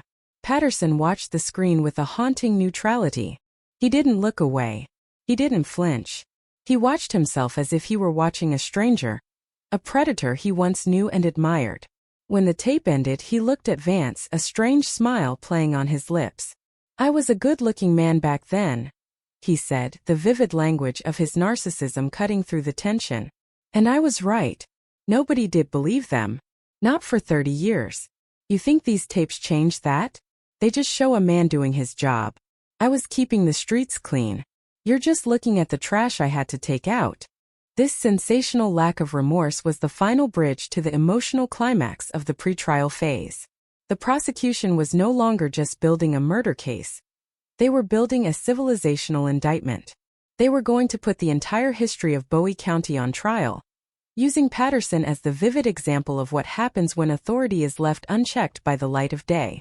The lingering shock was now a national conversation about the limits of power and the cost of silence. The strange clue of the 1988 Polaroid, the locket of the lost, and the tapes of terror were all being woven into a seamless narrative of depravity. But as the legal team prepared for the trial of the century, a new mystery emerged from the depths of the septic tank analysis. Among the thousands of fragments, the lab found a strange metallic object that didn't belong to a human body. It was a small high-density titanium plate, the kind used in specialized orthopedic surgeries. The serial number was still legible. When the investigators traced it, they found it belonged to a woman named Catherine Kate Miller, the wife of the rookie deputy who had tried to blow the whistle in 1991. Kate had disappeared in 1995. Her case ruled a voluntary departure by the sheriff's department. Patterson had told the grieving deputy that his wife had just walked away from a man who couldn't keep his mouth shut. This chilling detail was the ultimate badge of betrayal. Patterson hadn't just silenced the whistleblower. He had destroyed the man's world. He had taken his wife, processed her in the shed, and then stood by the deputy's side at the missing person briefings, offering a sympathetic ear, while he knew exactly where Kate was. The vivid language of this revelation was too much for the community to bear. The community shock turned into a visceral mourning. The Highway 59 killer wasn't just a murderer of strangers.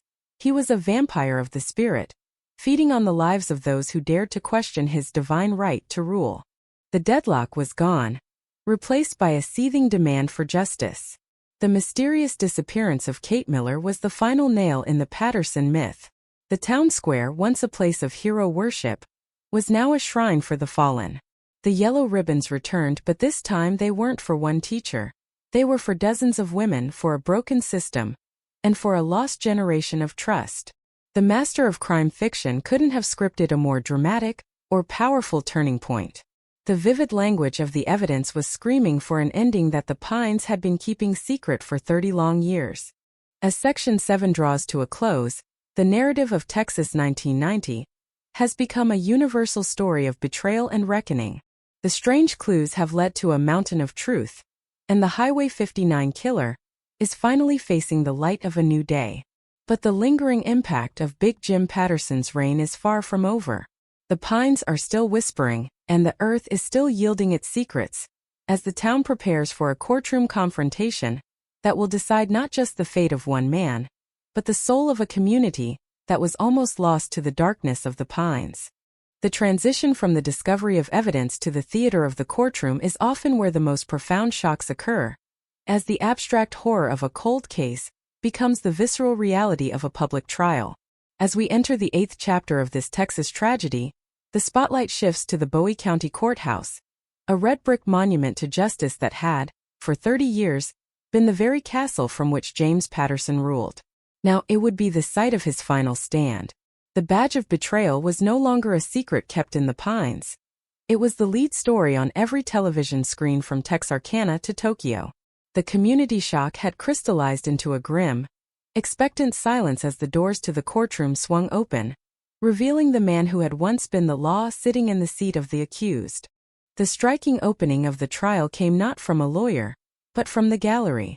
As Patterson was led into the room, shackled and stripped of his finery, the father of Lisa Morrell stood up. He didn't scream, he didn't lung. He simply held up a small yellow ribbon faded and frayed by time. The silence in the room was so thick it felt physical. The judge hammered his gavel, but the message had been sent. The vivid language of the trial was being written by the survivors. The prosecution's opening statement was a sensational demolition of the Patterson myth. They didn't just talk about the night on Highway 59. They laid out the architecture of a predator, using the strange clues found in the ammunition can and the shadow tapes to show that Patterson hadn't just slipped up, he had built a life around the destruction of others. The vivid language of the forensic experts was the most tense and dramatic part of the first week. They brought in the 3D models of the shredder system found in the garage, explaining with chilling detail how Patterson had used his knowledge of anatomy and industrial equipment to erase the human form. The jury, a group of local residents who had once voted for Big Jim, sat in stunned silence as they were shown the microscopic fragments of Kate Miller's titanium plate. The mysterious disappearance of 1995 was no longer a rumor or a voluntary departure. It was a mechanical murder. The deadlock of the defense was becoming apparent as their wall of technicalities was systematically dismantled by the sheer volume of biological truth. But the strange clue that truly turned the tide came on the 10th day of testimony. The prosecution called a surprise witness, a retired forensic photographer who had worked for the county in the 80s. He brought with him a hidden archive of photos that had never been entered into the official files. He explained that Patterson had ordered him to take extra pictures of certain scenes, pictures that showed the sheriff standing over the victims before the recovery teams arrived.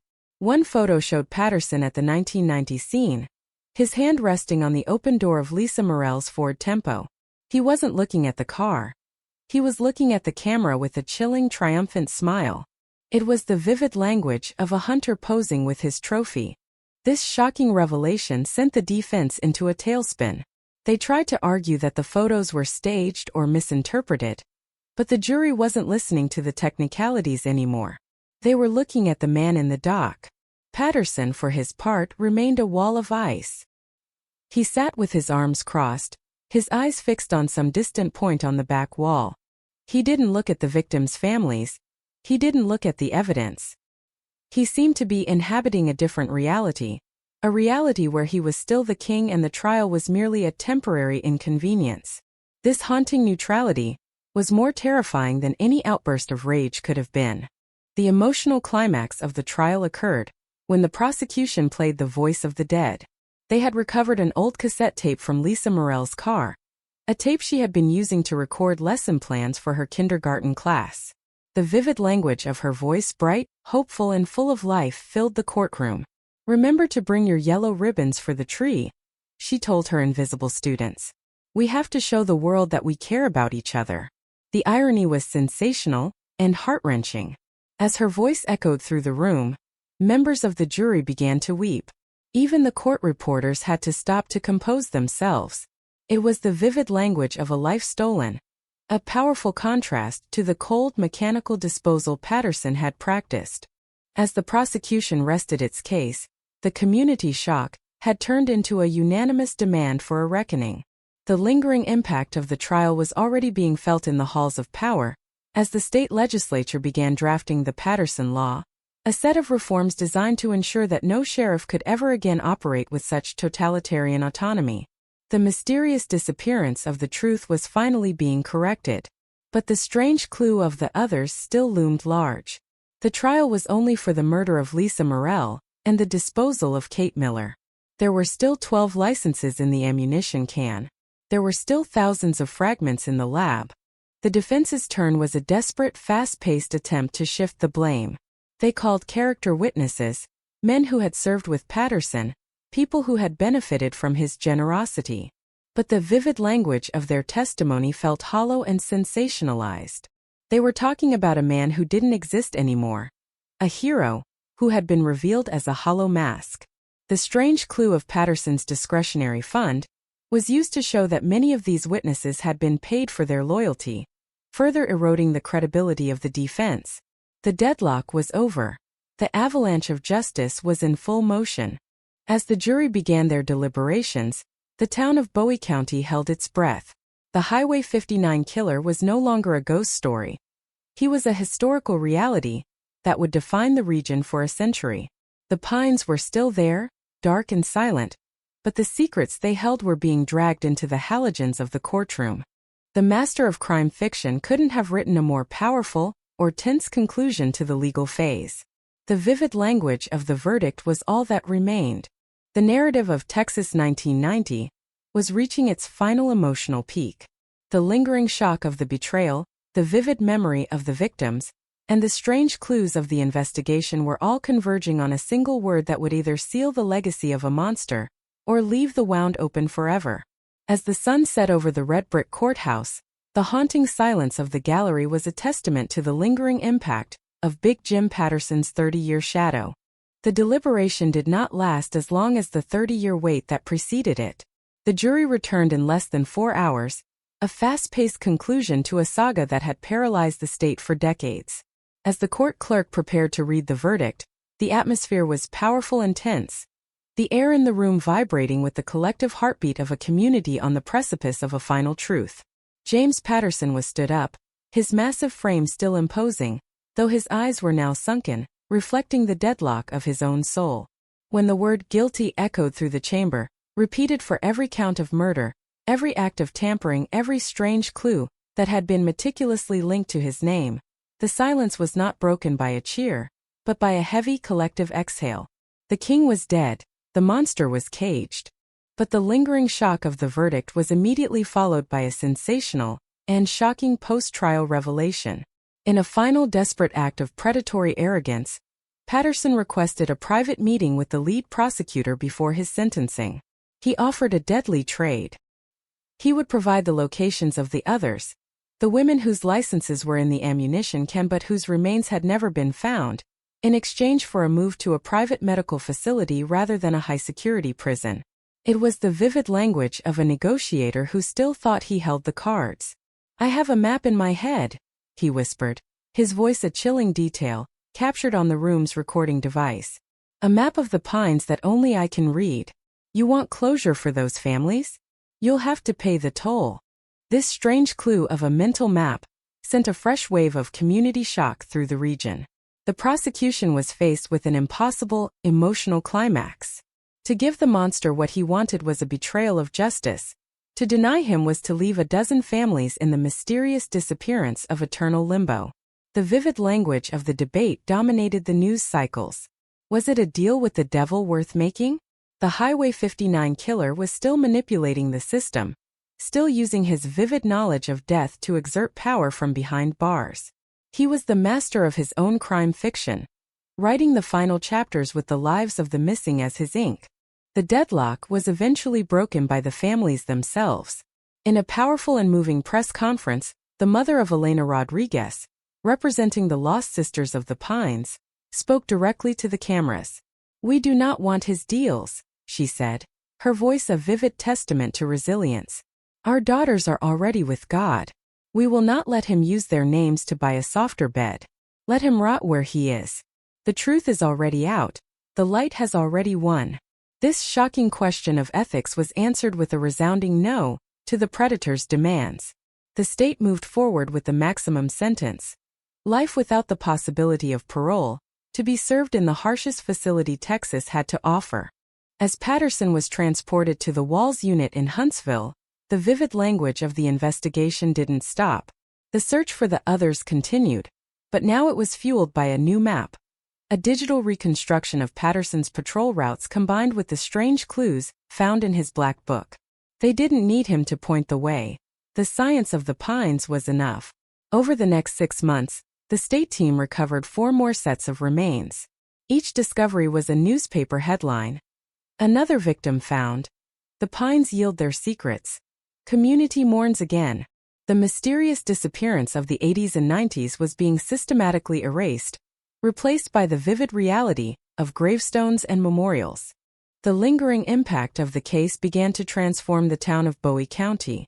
The badge of betrayal led to a total systemic overhaul. Every police procedure, every evidence locker, every discretionary fund was dismantled and rebuilt. The blue wall of silence was replaced by a transparent glass, a commitment to never let a hero become a god again. The vivid language of the reform was a powerful reminder that the cost of liberty is eternal vigilance. But the haunting memory of Big Jim Patterson remained, a chilling detail in the history books that would warn future generations of the predator, who wore a smile and a star. Inside his cell, Patterson's vivid arrogance began to crumble. Deprived of his audience and his authority, he became a ghost of a man, a vivid example of the hollow nature of evil. He spent his days staring at the concrete walls, perhaps tracing that mental map of the pines that no one would ever buy from him. The strange clue of his final words to the guards was a sensational glimpse into his madness. "They'll never find them all," he reportedly muttered. "I'm buried in the dirt of this state deeper than they can dig." It was his final shocking question to the world, a vivid attempt to remain relevant through terror. The emotional climax of Section 9 is the realization that while the man was defeated, the trauma of the pines would take decades to heal. The community shock had turned into a somber legacy. The yellow ribbons were now a permanent fixture in the town square, not for a missing teacher, but as a vivid symbol of a town that had reclaimed its soul from the darkness. The master of crime fiction couldn't have written a more powerful or tense ending to the reign of the Highway 59 killer. The vivid language of the truth had finally silenced the chilling hum of the sheriff's secret. As we move toward the final sections, the narrative of Texas 1990 becomes a story of survival and reconstruction. The strange clues have all been followed, the mysterious disappearances have been addressed, and the badge of betrayal has been cast into the fire. But the pines are still there, a vivid and haunting presence on the horizon, reminding everyone that while the Highway 59 killer is gone, the mysteries of the human heart are never fully solved. The aftermath of a monster's conviction is often a quiet, hollow period where the adrenaline of the hunt is replaced by the crushing weight of the lingering shock. As Section 10 begins, the Highway 59 killer is no longer a headline.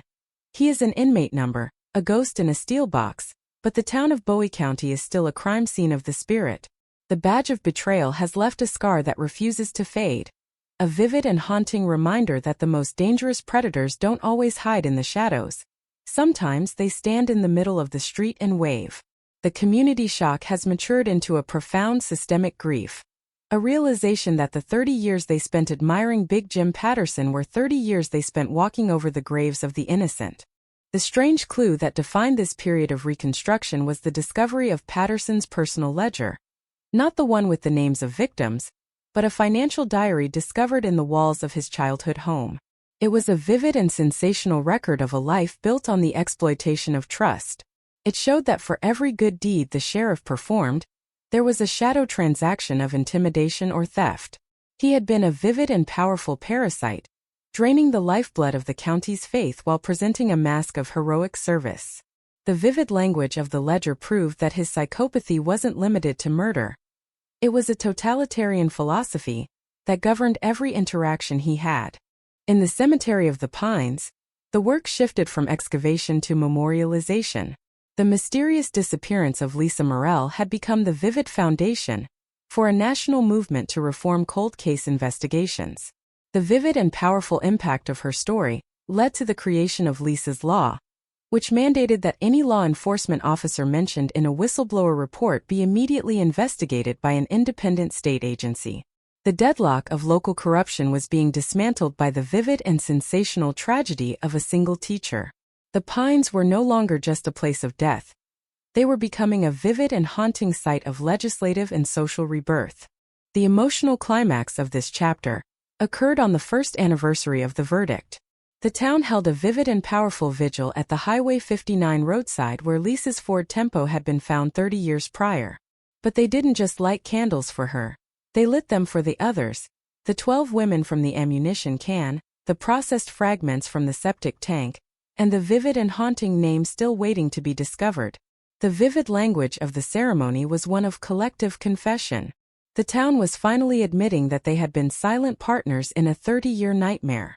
This vivid and shocking moment of truth was the first step toward a genuine healing. Meanwhile, in the Walls unit in Huntsville, Patterson's vivid and powerful presence was fading into a chilling insignificance.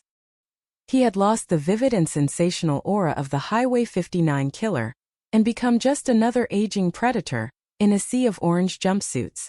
The vivid language of the prison reports described a man who was obsessed with his legacy, frequently asking the guards if people were still talking about him on the news. His vivid and haunting narcissism was his final prison. He didn't miss his family. He didn't regret his crimes. He missed the vivid and powerful feeling of being the most feared man in the room. The strange clue of his final mental map continued to haunt the state investigators. Even without his help, the vivid and powerful technology of 2026 was closing the gaps. They used LiDAR mapping to see through the forest canopy, identifying vivid and shocking depressions in the earth that matched the vivid and haunting patterns of Patterson's known disposal sites. Each vivid and sensational discovery was a victory over his silence. The Highway 59 killer had tried to own the truth, but the vivid and powerful march of science was taking it back piece by piece, bone by bone. The lingering shock was also felt in the vivid and powerful legal fallout. Every case Patterson had touched during his 30-year career was being reopened and re-examined. The vivid and sensational realization that he might have framed others to protect his own vivid and haunting reputation led to the exoneration of 3 men who had been wrongfully imprisoned. The badge of betrayal was a vivid and powerful poison that had seeped into every corner of the justice system, and the vivid and sensational cleanup would take a generation. As we approach the final section, the narrative of Texas 1990 is no longer just about a cold case solved. It is a vivid and powerful epic of a town that survived the vivid and haunting reign of a monster. The strange clues have led to a vivid and sensational truth, and the mysterious disappearance of the community's soul has been reversed. The pines are still there, a vivid and haunting witness to the past, but the vivid and powerful light of justice has finally reached the forest floor. The Highway 59 killer is a vivid and chilling memory, but the vivid and sensational resilience of the victims' families is the true legacy of this Texas tragedy. The vivid language of the final reconstruction is one of hope and vigilance.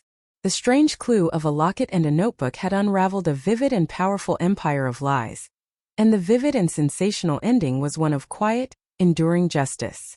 The master of crime fiction couldn't have written a more vivid or powerful conclusion, because the vivid and haunting reality of Bowie County was a story that only the pines and the truth could tell. The final chapter of the Texas 1990 cold case does not end with the slamming of a cell door, but with the heavy, persistent echo of the truth finally reclaiming the land. As the sun sets on this 30-year odyssey of betrayal, the badge of betrayal has been stripped of its power, leaving behind a community shock that has transformed into a vivid and haunting wisdom. The Highway 59 killer is no longer a man. He is a historical warning, a chilling detail in the annals of American crime that reminds us how easily a predator can hide behind the vivid language of duty and honor. James Big Jim Patterson died in his cell in the spring of 2026, taking his mental map to a grave far less dignified than those of the women he discarded, but his silence no longer matters. The strange clue of a silver locket and a dusty notebook had already done the work that his conscience never could. The emotional climax of this entire saga was felt not in the courtroom, but in the Cemetery of the Pines, which has been officially rededicated as the Forest of Remembrance. There, the mysterious disappearance of Lisa Morrell and the others is marked by a simple, vivid and powerful monument of granite and glass. It stands as a vivid and sensational contrast to the mechanical disposal Patterson practiced, a place where names are spoken aloud, where vivid and haunting memories are cherished, and where the lingering shock is met with the vivid and powerful embrace of a community that refuses to forget again. The vivid language of the inscription on the monument is a powerful final word. The truth is not buried. It is waiting. The lingering impact of the Patterson years has fundamentally altered the vivid and sensational landscape of Texas justice. The deadlock of systemic silence was shattered so completely that it birthed a new era of vivid and powerful transparency. Today, the strange clues of the past are being handled by a new generation of investigators who view the badge not as a shield for the self, but as a vivid and haunting responsibility to the vulnerable. The vivid and sensational tragedy of Bowie County served as the vivid and powerful catalyst for a national database of officer-involved cold cases, ensuring that no master of crime fiction in a uniform can ever again rewrite the vivid and haunting reality of their crimes.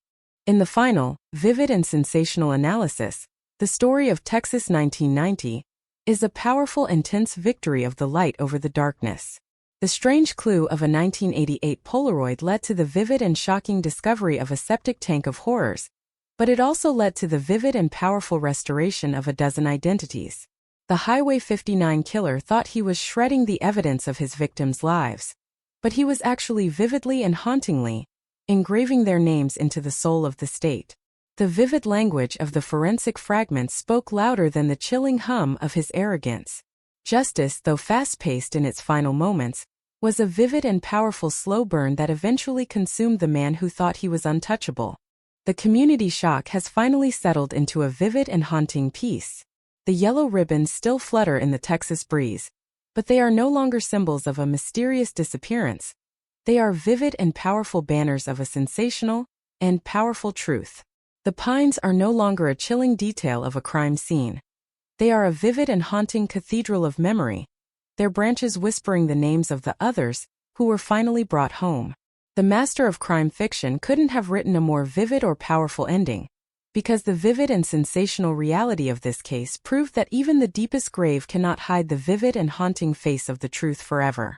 As the vivid and powerful credits roll on this cinematic journey, the lingering impact is a chilling detail that stays with the listener long after the screen goes black. The badge of betrayal is a vivid and haunting reminder to look closer, to question the vivid and sensational masks of authority, and to never let the vivid language of power drown out the vivid and powerful voices of the lost. The Highway 59 killer is gone, but the vivid and haunting lessons of Bowie County remain, a vivid and sensational testament to the powerful and tense endurance of justice in the heart of the Pines. While the previous section brought the narrative to its emotional and legal conclusion, the true story of a tragedy this vast never truly ends. It merely shifts into the era of the eternal echo. In this final unplanned movement, we look at the ultimate lingering impact, the haunting of the Pines that remains even after the monster is dead and the monuments are built. The badge of betrayal has been replaced by a badge of vigilance, but the community shock has left a permanent vibration in the soil of Bowie County, a vivid and sensational reminder that the price of the truth was paid in 30 years of stolen breaths and mysterious disappearances. The strange clue of the final discovery happened just months ago, long after Big Jim Patterson's body was buried in a nameless plot. A local utility crew, digging a new line near the old Highway 59 bypass, struck a chilling detail that the LiDAR and the dogs had somehow missed. It was a time capsule, a small steel box buried beneath a concrete pylon, containing nothing but the vivid and haunting service medals Patterson had won over his career. He hadn't just buried his victims, he had buried his honors alongside the evidence of his depravity, a vivid and sensational admission that he knew, even at the height of his power, that his glory was built on a foundation of shattered lives. This shocking discovery served as the vivid and powerful final exclamation point on the Patterson era. It proved that the Highway 59 killer was never truly a hero who lost his way. He was a vivid and haunting architect of a double life from the very beginning. The vivid language of the news reports shifted one last time, from the man who fooled a town to the man who buried himself. The deadlock of his legacy was finally broken.